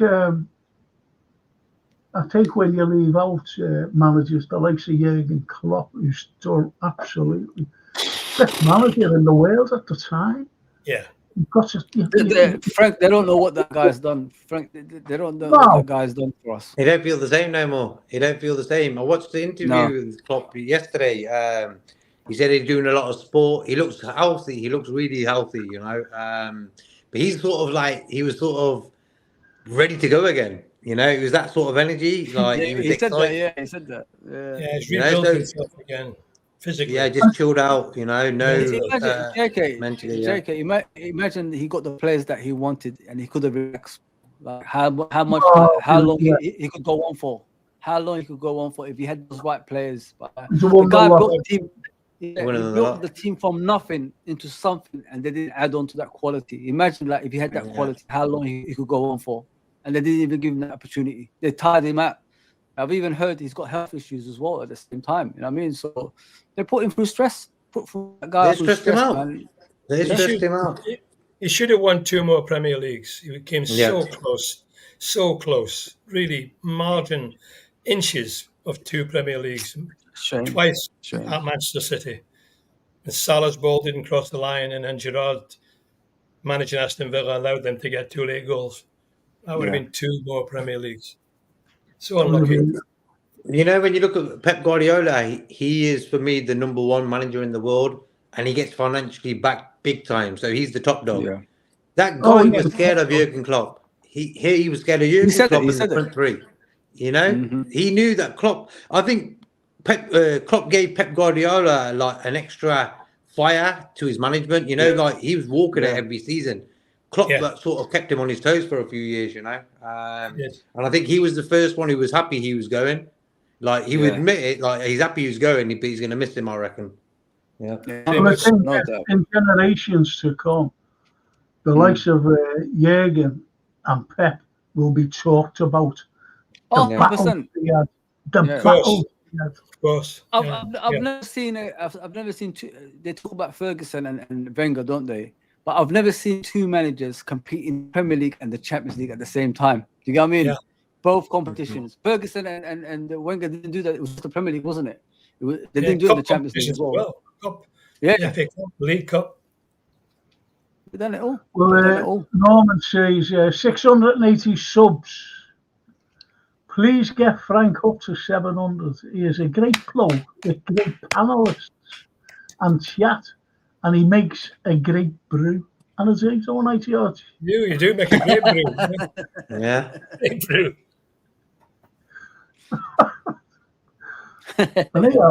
Whiskey in it. And the North says, long may that defending continue. Not only Yes. that, I think this is a very good point here. Yeah. This is the Sean Zock.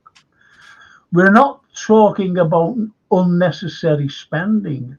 We're talking about necessary spending. Yes. That's spot on. almost a taboo subject with the main LFC content creators and journalists that told Clickbaits. the corporate life. Fantastic comment. Spot on. Isn't that spot on? That's a Yeah. 100%. That's right, Sean. Well Correct. said, mate. Well said. I like that. Absolutely. So how are the content creators benefiting from our owners not spending? Like, how are these guys benefiting? It just don't make sense to me. They're getting free press. They're getting free tickets. They everything Oh, you that got them comes out guys, of yeah, them yeah. I don't know positive, that, innit? Michelle. I know it that personally. Yeah. And Steve Evans knows it as well, Oh, personally. 100%. Yeah. It's Manchester's finest ref during the game on Sunday says no. No. Oh, great. No. there we go. Is it Anthony Taylor? You know what I mean? Or Paul Tierney? Which one is it? As long as it's not Atwell. Hey, Atwell, he did us the other day, didn't he? What's his name? I'm trying to think. What's his name? Not Taylor, no. Keith. You talking about Jack, the one who had a fight with Klopp? You talking about that one? The one who told Klopp he doesn't like him and that? You talking about Yeah, Paul that guy. Yeah, Paul Tierney. Tierney. I think it might be Tierney then. Is he from Tierney. They're both from Manchester, Manchester. Tierney? Yeah, both of them are. Him and Anthony Taylor are from Manchester. Yeah. Who's on VAR? It's me. Oh, VAR. God. They're the ones that have got the power. Yeah. I We thought forgot about that. when I was watching, the goal by Mo, I thought that would have been called offside last season. I'm telling you, that would have been called offside.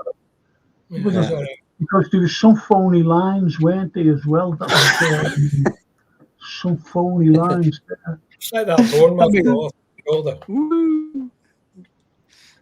This is what I want to say as well, lads. Are you doing it, Foz, if you're not working, are you doing a stream yourself on Friday? About what the preview for the game? Yeah, because the window's shutting, innit? Oh, I'm on night shift, innit? I'll switch to night shift, so it's impossible for me to do that. But it'd be good. It'd be good for streamers that day. I've done it in the past. Yeah, I don't know what to do. What do you think, Foz? I'm sorry, JK. Yeah, we should do like a transfer special. Yeah. Signing no one. Yeah. What time does the window close exactly? Midnight. Oh, it's midnight. Oh. It goes on a bit. It says it's closed, but it goes on a bit for a little bit further. Yeah. Yeah, but I think it's when the signing, isn't it? Yeah. Getting it out. Yeah. So we'll decide at the end of this, eh? What do you think? Yeah, we could decide. We could sort that out. Yeah. Okay. Well, we can talk about it Thursday as well, because we're back on Thursday, aren't we, as well? So, good man, Steve. Usually on live stream on Mondays at 7 p.m, but this Friday on Deadline Day. Here you go. That's that lad's on his, that's Sean Dock's stream. It's got a good channel. Yeah. KLM, isn't it, or something? KLM. Yeah, I just checked it out. Yeah, it's quite good, the guy. It's very good. Okay. Seems all right. Frank, if you saw Rafa on the overlap on the net spend per window under Gillette and X, very similar under FSG. Cowboys who pretended to have money versus cowboys who pretend not to have money. You can't. It's a vicious circle. But one thing about X and Gillette, and it was over Torres, and he turned around and he said, Rafa to them, he said, we need to get this player in to succeed. We need him. And he was 24 million, and it was a lot of money then. Yeah. That was like, you could say that was like about 80 million or something now. And they gave him it. And we've seen one of the best forwards, play for Liverpool. It was. It's good. And the Sean says, squad thinning as bad as my airline.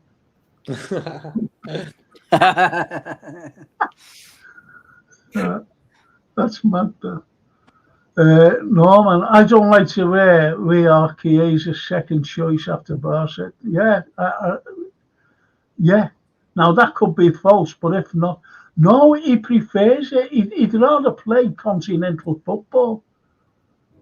Oh. And, you know, you look at Italy and you look at Spain, and it's very similar. So he'd rather play. But as Neil Broderick says, and he hit the nail on the head, this here is much tougher, the Premiership. Oh, it is. And I'm afraid Arnie, he has to get used to this.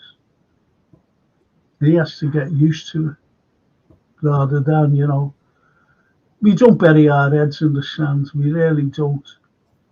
We really don't. I'm going to go right down here. He said. I know what Shankly would have said to him on that court. Something tells me Frank doesn't like FSG. I wonder why. There's a few things telling you now, and there's a few people I didn't like at the time either.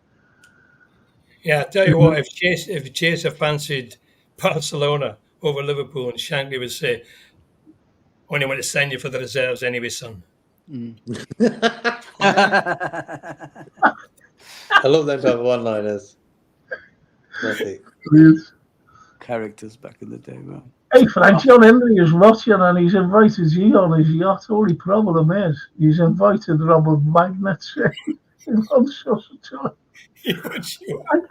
I can't swim, you know. Oh, Natalie Wood, she was a woman. She lost a lot. She was murdered there by him. Yeah, She was murdered by him. definitely. I The think so. water finally come out and she had a bit too late. And he used to beat her up. Yeah, He was horrible to her. Horrible to her. remember a West Side Story. I know all about her. Well, him and her, you know, to be honest. And he was, you know, infidelity as well. Lots of infidelity, especially with his co-stars, that Robert Wagner. Anyway, that's another thing. That's another show. That it's all gone woke, too woke. Everything woke turns to, you can't say a thing now. A days yet, says James K.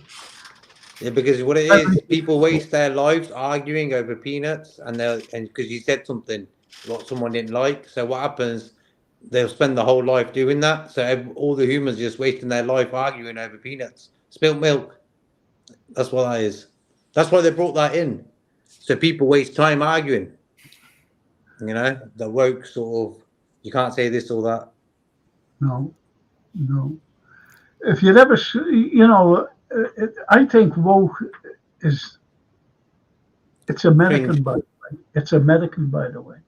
Yeah. And they're doing it for spite. They're trying to rule the world, this WEF, World Economic Forum. They're trying to rule the world. And these are unelected people. Like that Soros fella. Horrible. Horrible. Anyway, start acting like the Gestapo. Poor pensioners can die of cold while illegals are housed in warm places for free. Equality for who? That's a cracker, that. Spot on. Redbird, that's for my... that's for my... another show. Yeah, it really is, because I do a current affairs show, you see. But I won't be doing one this week. I'll be doing it. I don't know whether I'm on tomorrow doing murders. I just don't know. You're too busy, man. Too busy. Famous murders. I just don't know whether I'm on or what. And Jason hasn't rang me to ask, you know, am I on tomorrow night doing murder? I'll be happy if I'm alive tomorrow. But just what Redbird was saying there, that's how you start a civil war, by treating certain section of people wrong. And what happens, other people are going to say, oh, this is our country, but you're treating these guys better than us. And that's how you start a civil war. That's why they're doing it. They're doing it on purpose. Of course, Yeah. It's about time people wake up, and like you get all these like right-wing nationalists, proper. Oh, look what they're treating the illegal immigrants and immigrants better than the people who are born here.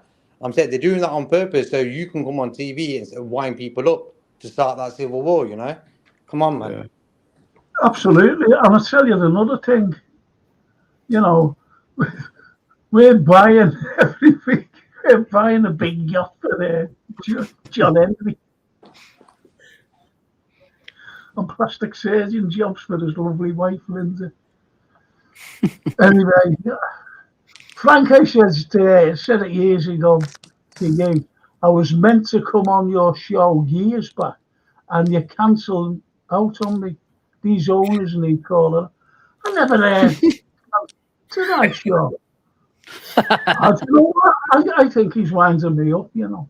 I don't cancel anybody. The only people I want to cancel out is JK and Foz. They're the only people I want, but they come on anyway. True. Strange, that's what we say, it's true. Good job they do. Martin Mason. All right, gang. Hey, Martin. Hope you're well. Gang. Martin Mason. Hey, gang. That's great. I love it. Becca Music. Hi. Hello, Becca. Hello, girl. Wherever you are.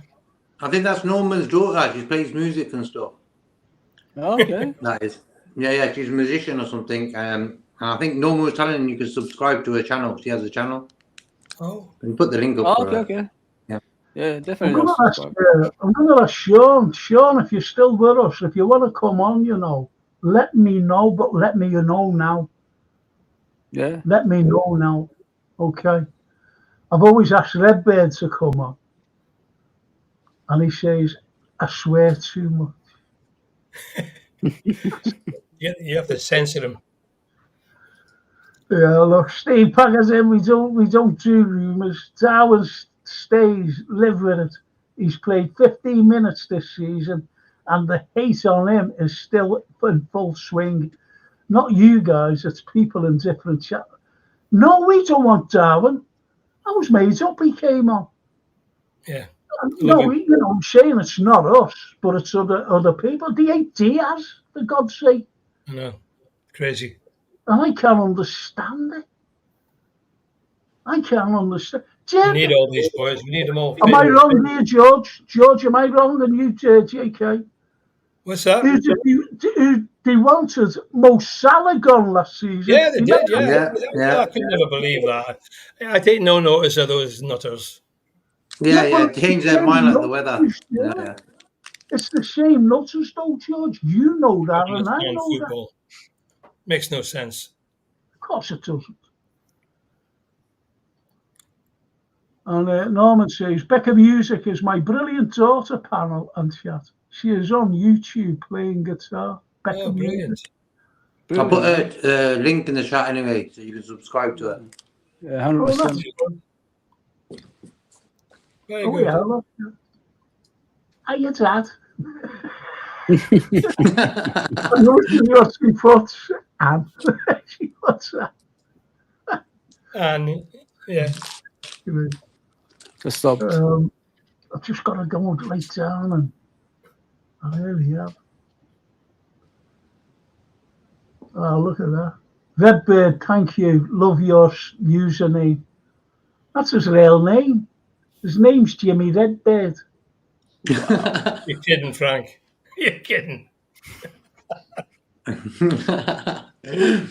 like someone out of Brookside that did. The new neighbour, Jimmy Redbird.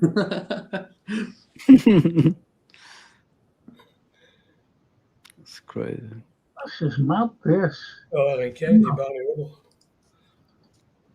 Norman says, I don't want Doak going out on loan. Definitely. I think in the last 20 games, he will come on and destroy a tiring left back. How true is that, George? How true is that? I love him. You know, I saw him play for Scotland under 23s at Hampden, and he absolutely crucified the Norwegian left back. He's a very good attacking player when he's fit. Young lad. He's not 20 yet. Yeah. Quality player. I've seen glimpses of him where I'm thinking, if he just trains well, keeps fit, he can be a player.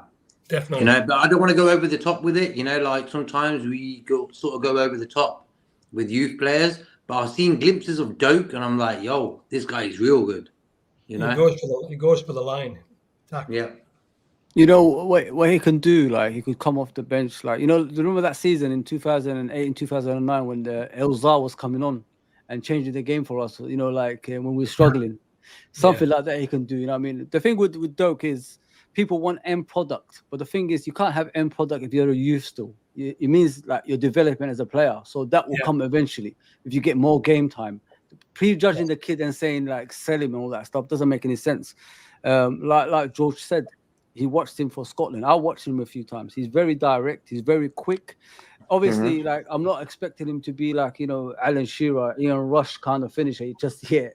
That will come with time. So just he'll be game to me. Keep him on the bench. Get him off the bench when the games that we're struggling in, and I think he could change it. I don't know if you guys think the same or am I wrong? A bit like we did with Harvey Elliott. We took Harvey Elliott off the bench, and he's developed into a good player, a real player.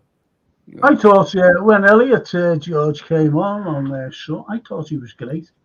Yeah, he was running all over the place and using the ball brilliantly. He was.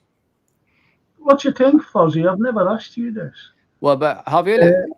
No. About Carvalho going. Would you have kept him? With Carvalho, I had a slight problem with him. I think his attitude is not very good for a young player, especially that needs to improve in his ability and the way he plays around the team. For us to sell him the way we did was wrong, in my opinion, because we was raising money to get it for Zubimendi, and Zubimendi didn't come through the door. So getting rid of him was the wrong way to go about it. I mean, but it's just his attitude I had a problem with. I don't know if you guys know about Carvalho's attitude. Like, he's very fiery. As a young player, he should be learning his trade instead of like crying every time he doesn't play and things like that. The only thing that the downside with him is we only gave him 1 season. I mean, if we gave him 2, maybe the next season he could have improved as a player. We send him out on loan. That's the downside about him. But him leaving, Frank, it's for his own benefit, really. I mean, he could follow. He could become a better player now somewhere else. It's not about Liverpool Football Club, because he would have been in the bench majority of the time anyway, coming off the bench and all that stuff. Yeah, he would have been. Well, I think it's all getting down to our youngsters going, to be honest, and the likes of young Doug. I think that's JK is right though. They want to rip apart Klopp's, influence in the youth. That's what they want to do. Especially Marco Edwards. I don't think he likes Klopp. Let's just be realistic here. That's the whole point. These things are happening. So he wants to rip apart straight away what Klopp up, so he could have his own identity. What people forget as well with Marco Edwards, he was part of the analytic team that brought in Balotelli's and all these guys before that. He's been here since 2010 at Liverpool Football Club, and people don't even know that. So, at the bad times, he was there. He was part of the analytic team that actually chose these players like Lamberts and Balotelli's and Morenos and all that stuff. So, don't get it too hyped up, this situation, because it could be a disaster at the same time. Exactly. I just want to put a message out to Becca, if she's still with us. If you want to come on my show, on my history show, I have sometimes a music fella on. But if you want to come on my history show on a Monday night and, play a song, bring a guitar and just play a song and see what you think. All right, Becca? That's on a Monday night. But if you're not listening, your dad will tell you. Look at that. Herbert Lom's brother. God. They can't sign players. No chance of contracts this side of Christmas. Yeah, it's going to be interesting. So you've got to be careful of, like what Sean says there. Frank, about death threats my parents' house put online. Photos of my deceased family members posted online. Personal life and livelihoods interfered with because of my view of FSG. It's a bit heavy. What? Sorry to hear that, man. That's all about that. What the hell, man? That's nuts.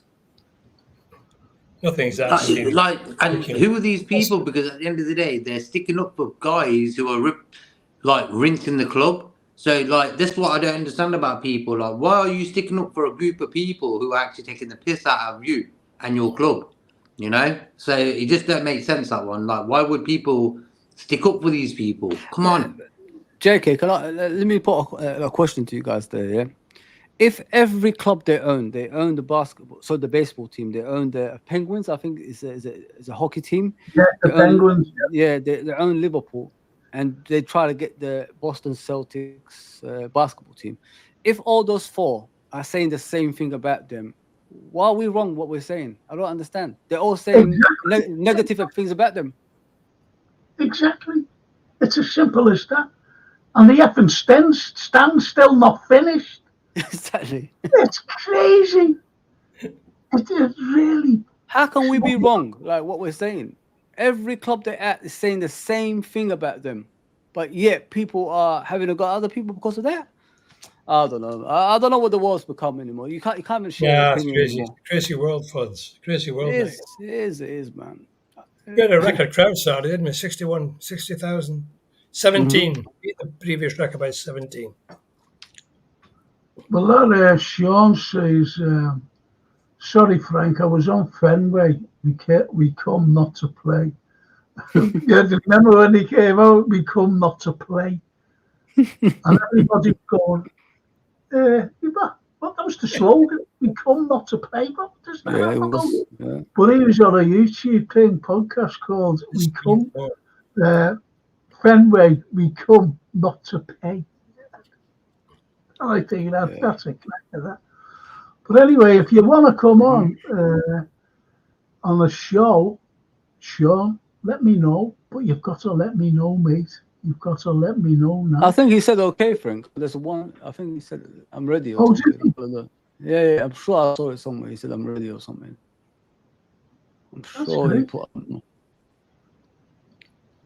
me look back up. Right, so the Lost Shankly boy, George Scott. Look, I've got to put this up. I'm sorry, George. It's all the excitement and everything. I'm having you up. Got to put. I love these. They're brilliant. They're absolutely brilliant. Simply because, Mick and Michelle, they run that shop, and this is one of the shirts. I love this, and it's one of the shirts, and they're dead reasonable.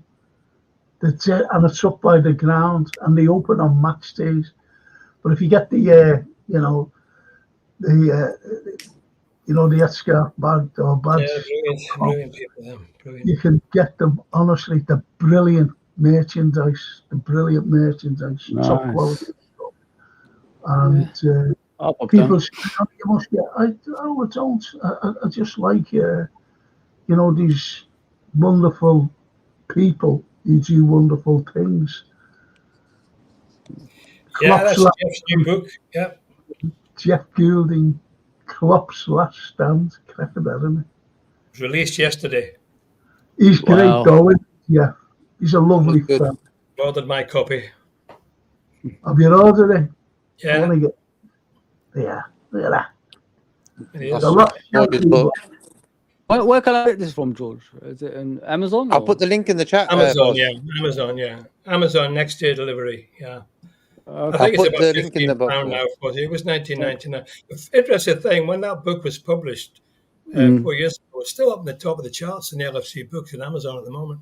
But when it was published, I was in hospital having a 5-way heart bypass on the day. Oh, damn! Sorry about that, mate. And then 7 months later, I had double bacterial pneumonia and given 8 hours to live.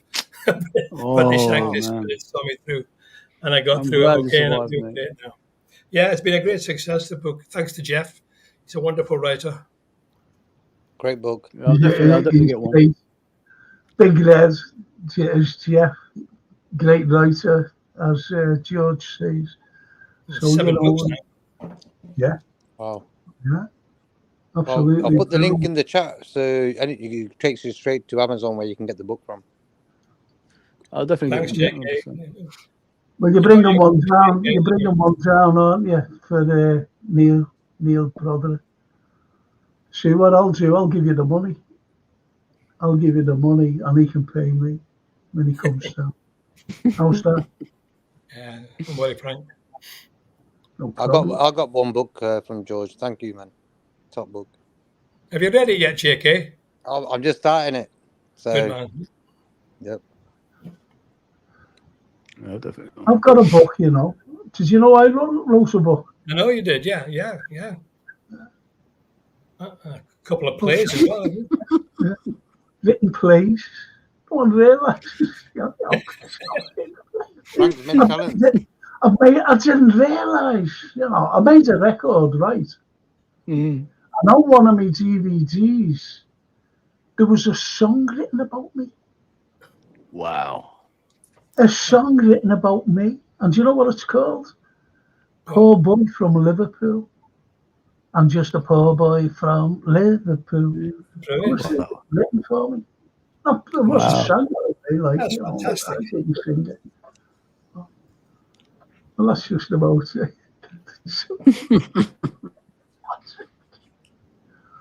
Yeah, there it is. Starry.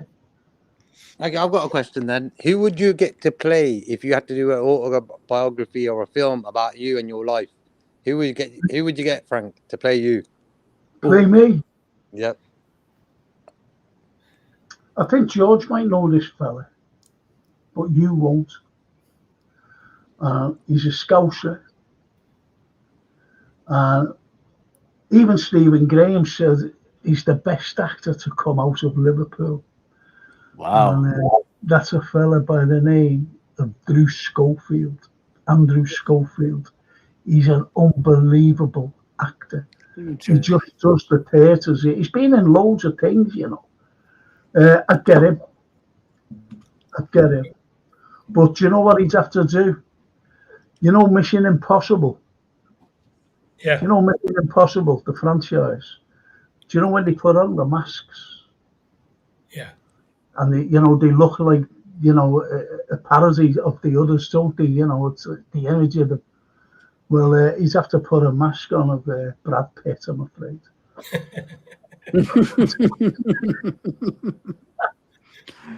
Who would you get, George, to play you then in yours? Oh, Frank, I think I have to be Mickey Rooney. Okay. He's about the same height.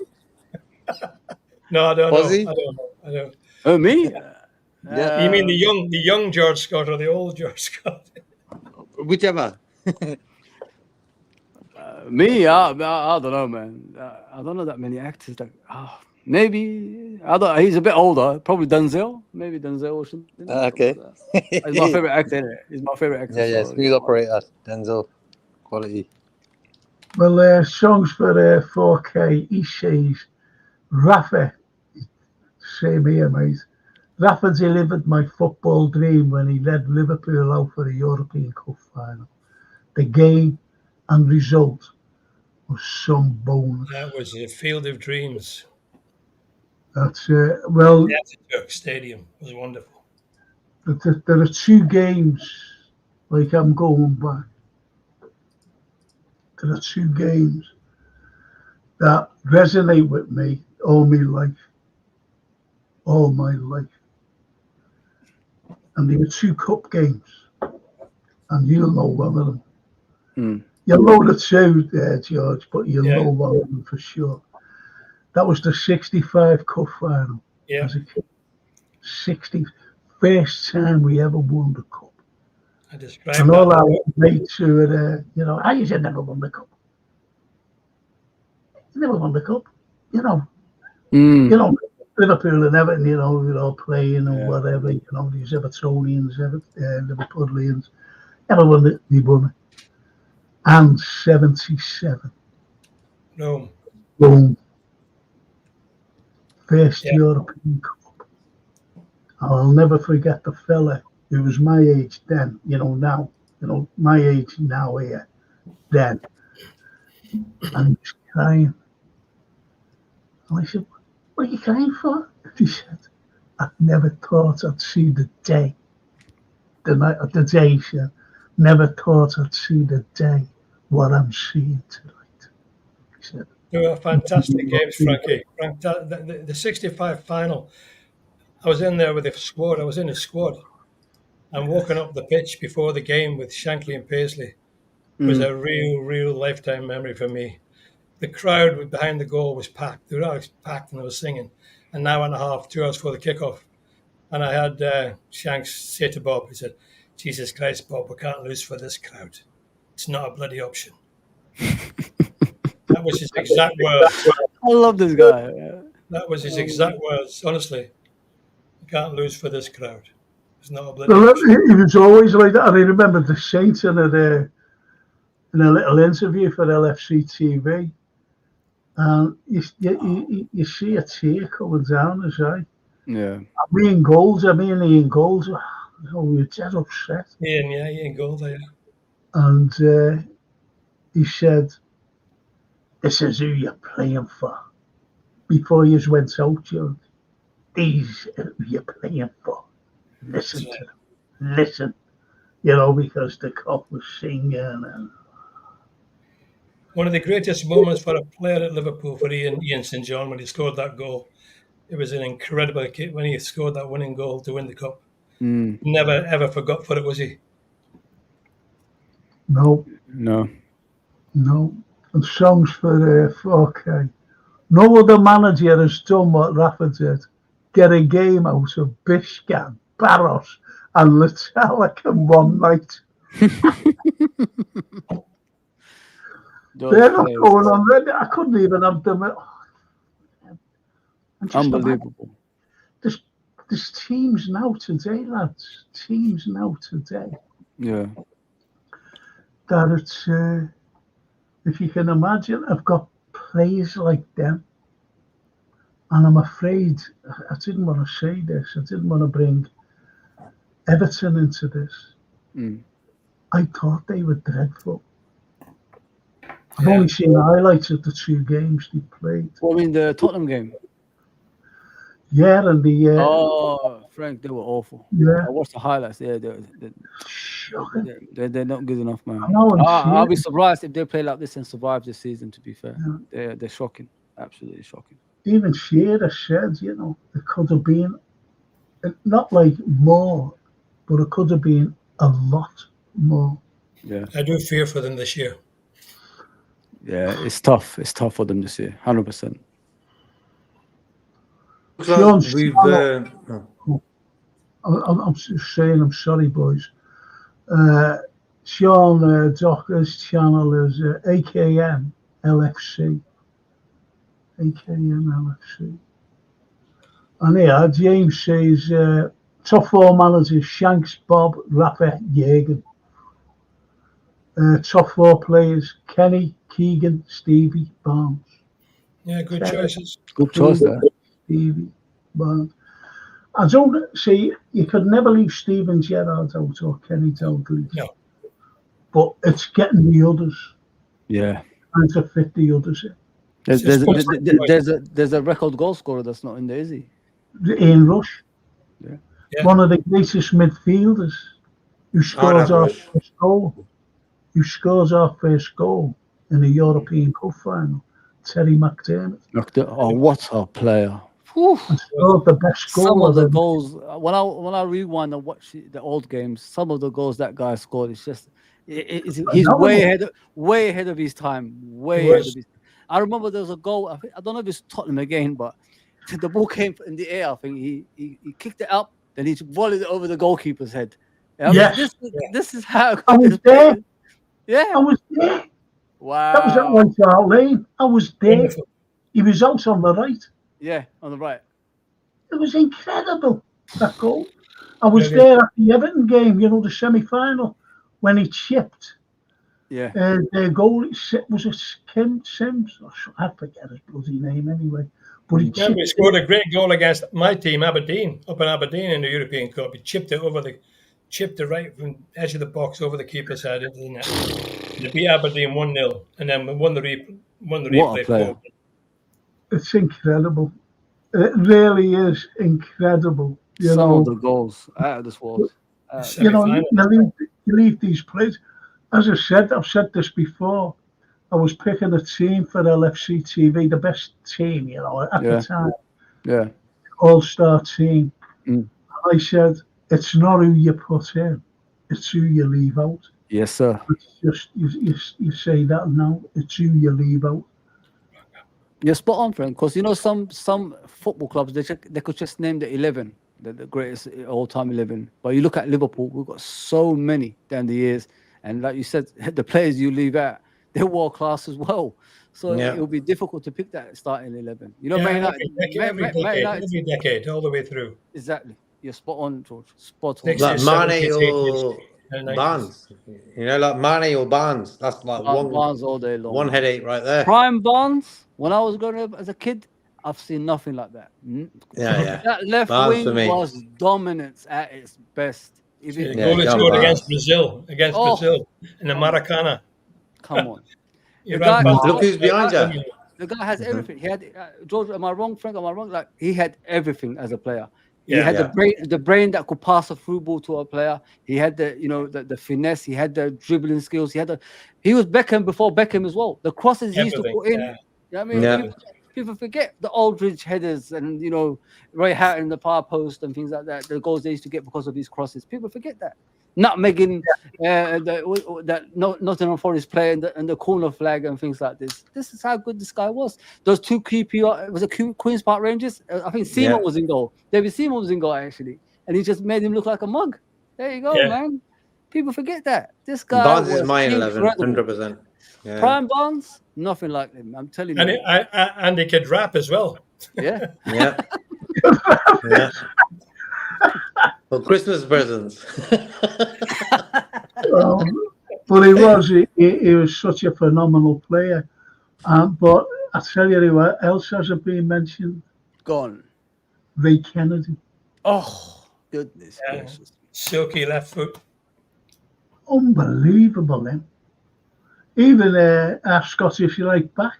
He was our Scottish right back. Steve Nicol. Stevie Maybe Nicol. Nickel, yeah. What a player. He had the biggest boots, didn't he? And I don't know who it was. Could have been Terry Mack. It could have been anybody.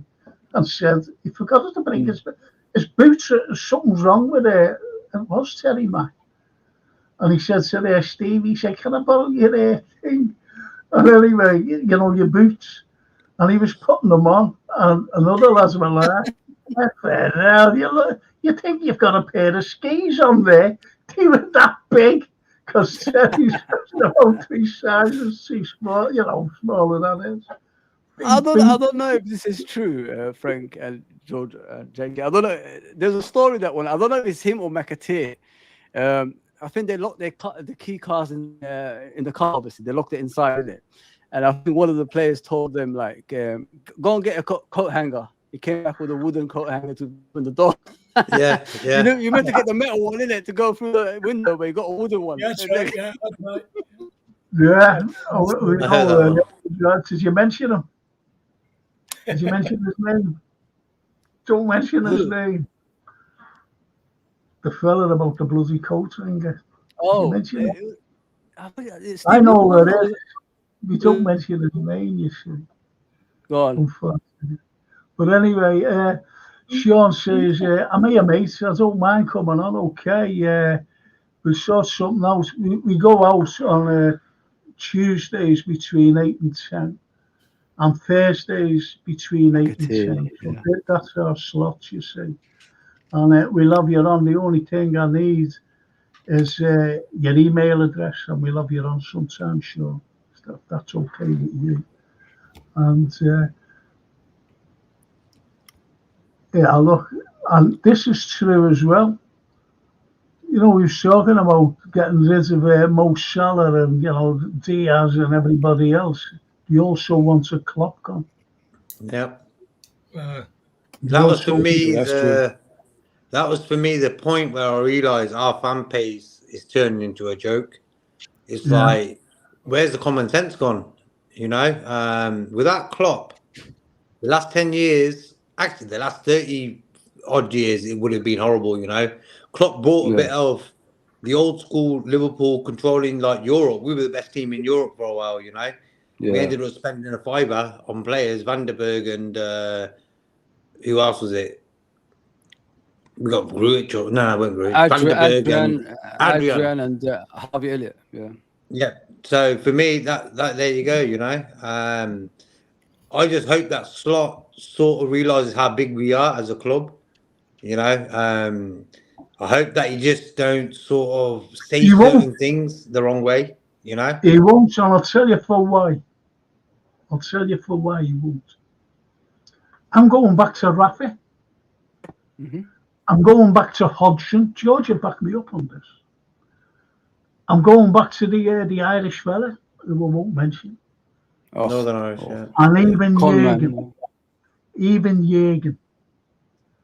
Those four said we didn't realise how big the club was. You know, Yeah. when he took charge, what he said. Those Huge. four. It's a And huge job. Scott hasn't a clue. He will do in a couple of games. You'll find out. You'll find out for sure. As long as he's winning, he'll be okay. If he starts to lose games, that's when the problems come in. That's But I think the he's big- already found out. We've got another 2 days left in the transfer window. There you go. He's found out in the first pretty few months of him starting his career with us, where we're at. So there you go. Maybe you already knew before you stepped in, you know. Yeah. Well, fingers crossed. Frankie, I'm going to have to go now, Frank. I know. And Becca says, thanks for the shout out, Frank and panel. Okay, That's Becca, cool. you look after yourself, sweetheart. Like to see you on my show, by the way. Yeah.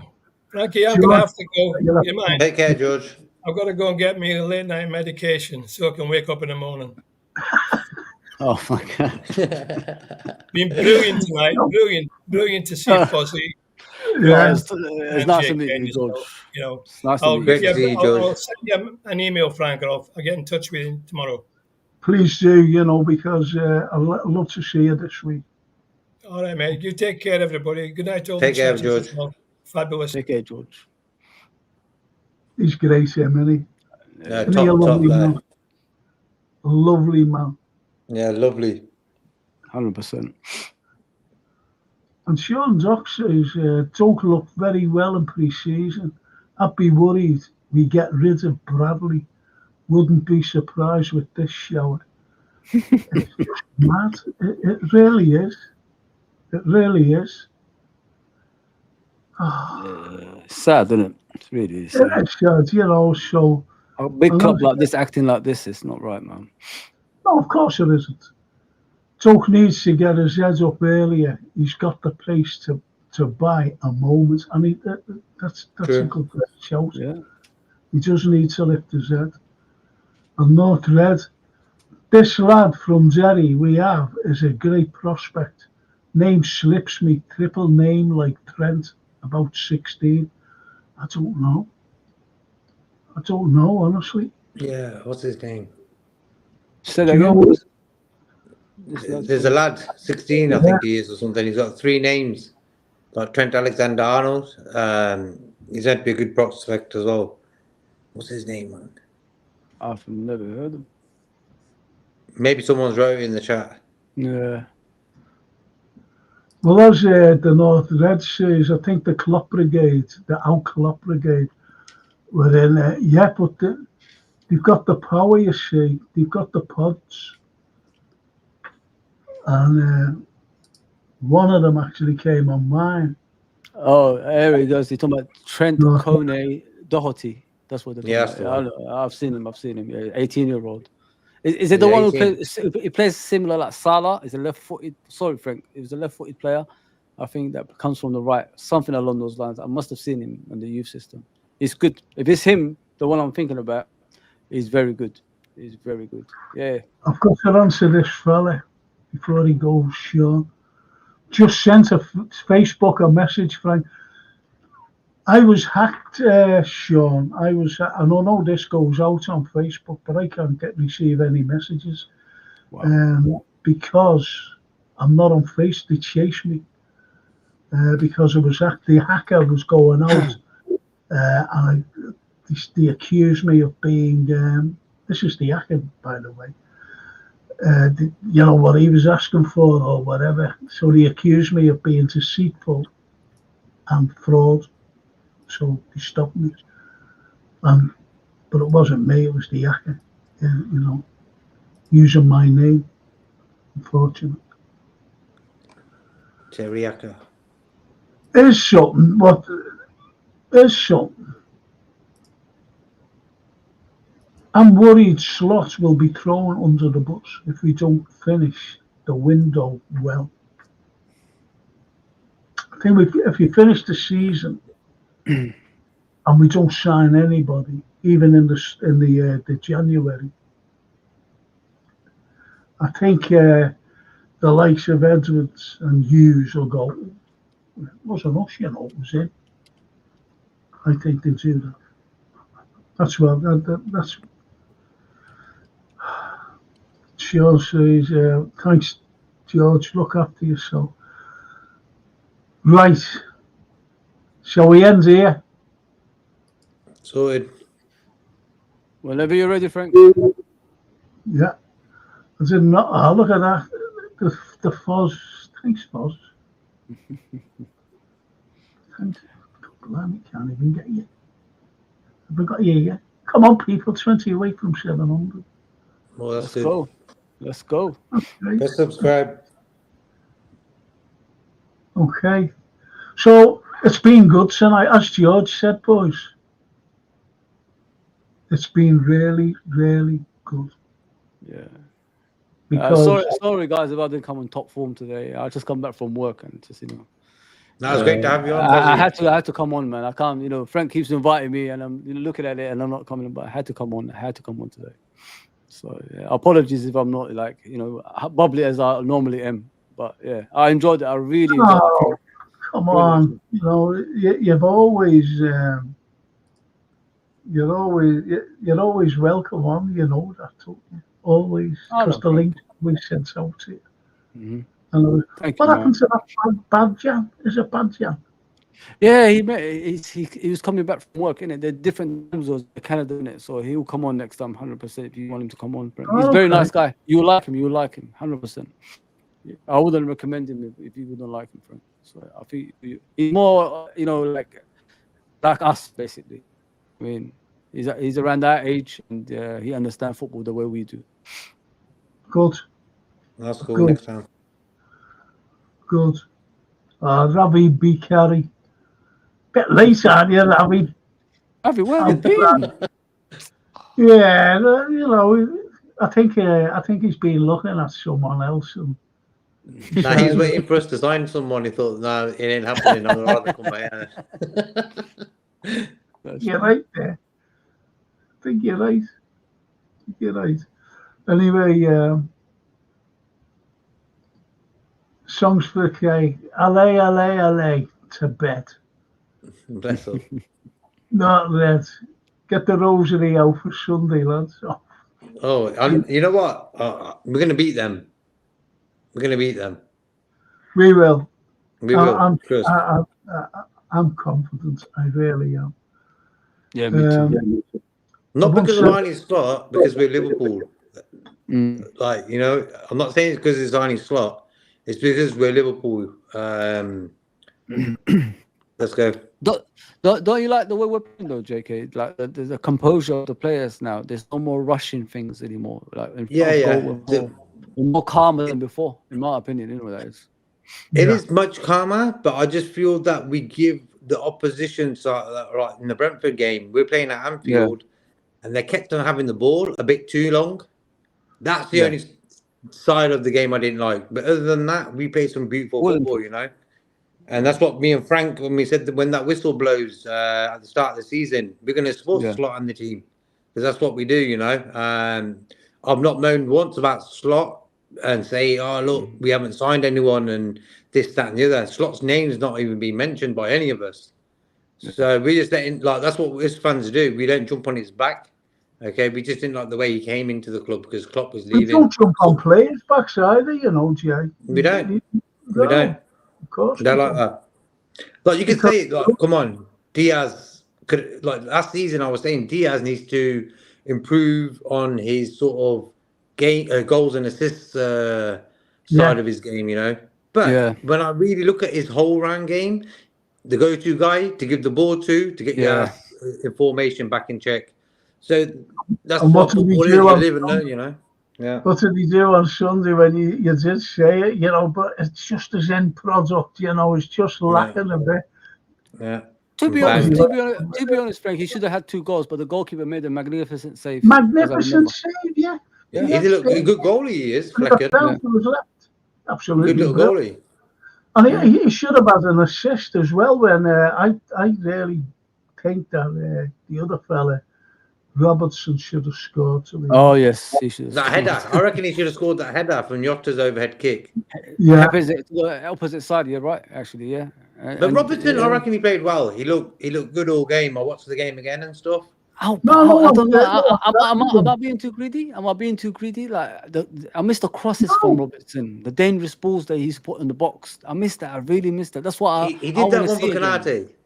He did that one for Canate. You remember the header Canate had? Yeah. That was a beautiful cross. That's what we want to see. Jacket, the ones I want to see. When he used to do it on the run. Remember when he used to go down the left and just whip the ball in between the box, the defense and the goalkeeper. He always did that.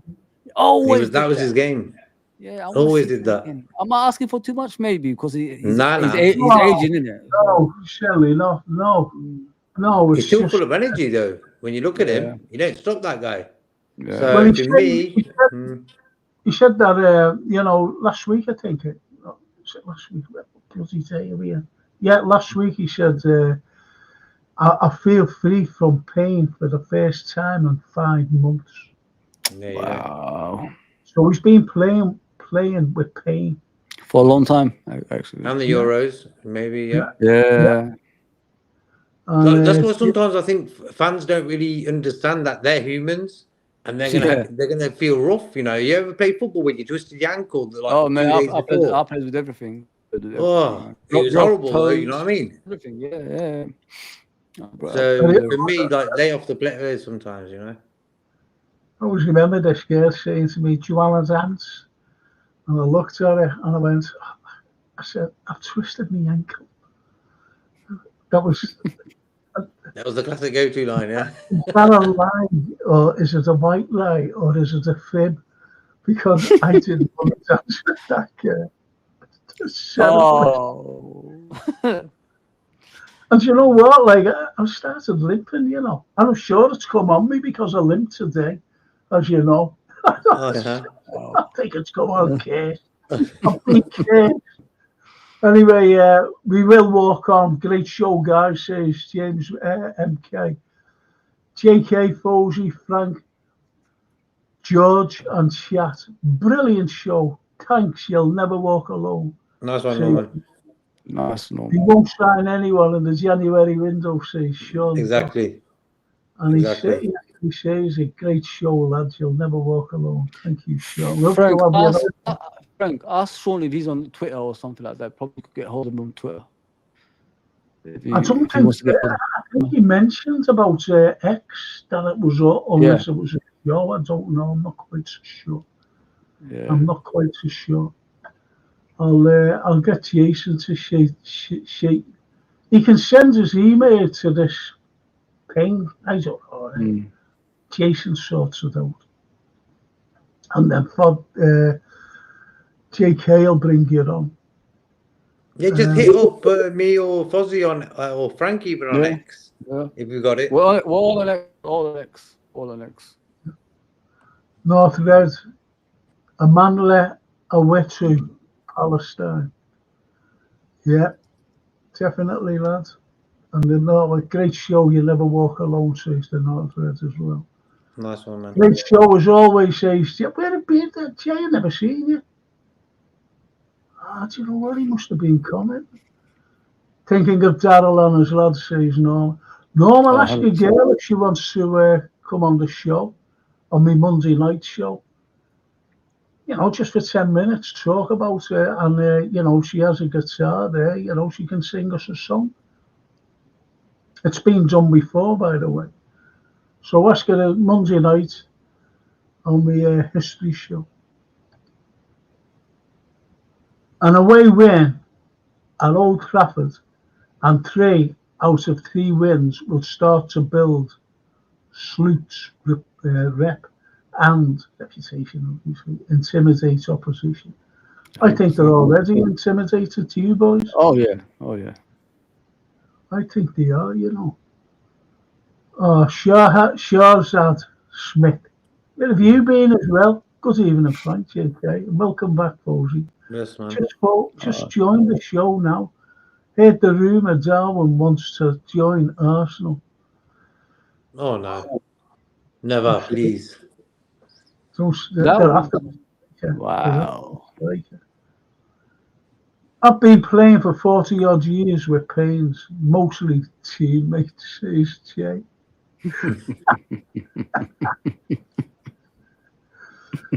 Jerry Bain plays, yeah. Do you know what, James? We've mentioned that with a broken collarbone. And he played extra time as well, remember? Extra time. Got injured in the first 10 minutes. Not many people talk about Jerry Byrne, you know, like as a player, like how much of a legend he is as a left back. Phenomenal. Was phenomenal. Hope Dan's back soon, top player, says Shahzad. Yeah, let's hope, Shahzad. Some of these journos are silly, reporting that Chiesa and his agents are having dinner now with Hughes. What they have scouts or forgettings. That's crazy. Mad. And Frank to George Michael, he's never gonna done. Oh yeah, that was me. That was me. That's shocking. And you know the way you feel guilty years later. I shouldn't have said that to that girl. John Henry did a George Michael. I'm never going to spend again. You know? Did he really? But did he really spend in the first place? You know what I mean? I don't Only because he's so Coutinho. Yeah, well, that's sharp, right? I will, Frank. Thanks, mate. That's good, Norman. Just tell her. Let me know if she'll come on the show. Not on X, mate. Sean says so. He's been listening to what you said. Or Twitter. Well, we all know what it is. And lovely Shahzad says, I surprised FSG. I'm surprised FSG not put Klopp, sofa and chair on sale. Yeah, absolutely. Wouldn't surprise me, you know. Go for the fortune. There's a chair what he sat on. I'd buy it. John Henry loves the Beatles song, You Never Give Me Your Money. Yeah. Or it's just money. Just money. Brilliant, the Beatles. I recall Dion Dublin played with a broken neck. Same as Sean. His doctor was my doctor when he broke his neck. Really? Yeah, I've seen the same guy. But I played again football like a year later. Yeah. Wow. I think John Henry's wallet's been pickpocketed by Arteta friends. Frank, give me a bell tomorrow after the show, mate. Okay, I will, Jay. I will, honestly. I will. And they've all enjoyed it tonight, lads. They've all enjoyed the show, which is great for us.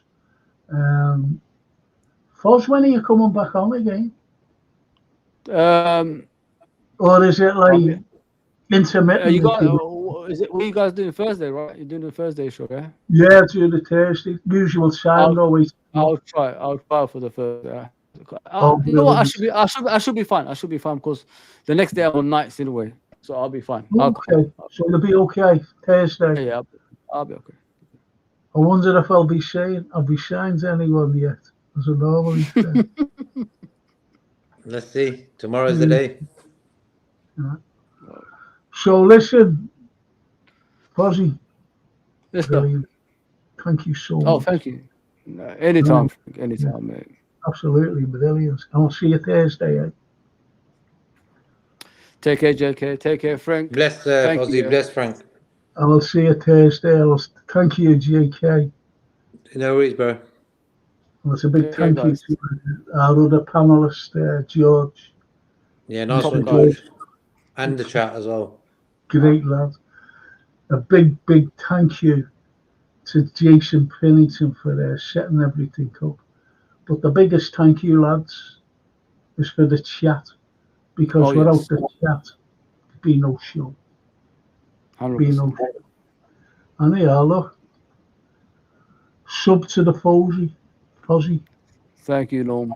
Thank you, man. Lovely. And take care all, and chat. You'll never walk alone, says Jay. So it's just for me to wish you a good night, a very good night. And there's two up here. That's great, there. Thank you. Thank you. That's nice, and a nice comment there. Good night, lads. Keep flying that flag, Frank. Thank you so much. So yes, I will. It'll always be there. It'll always be there. Thank you. Thank you. And lots of peace, boys. Lots of peace. Lots of love. And I'll see you all on Thursday. Thank you. No problem, Frank. Take care, guys. Peace. Take care. Peace. Bye-bye. Thank you. Thank you, boys.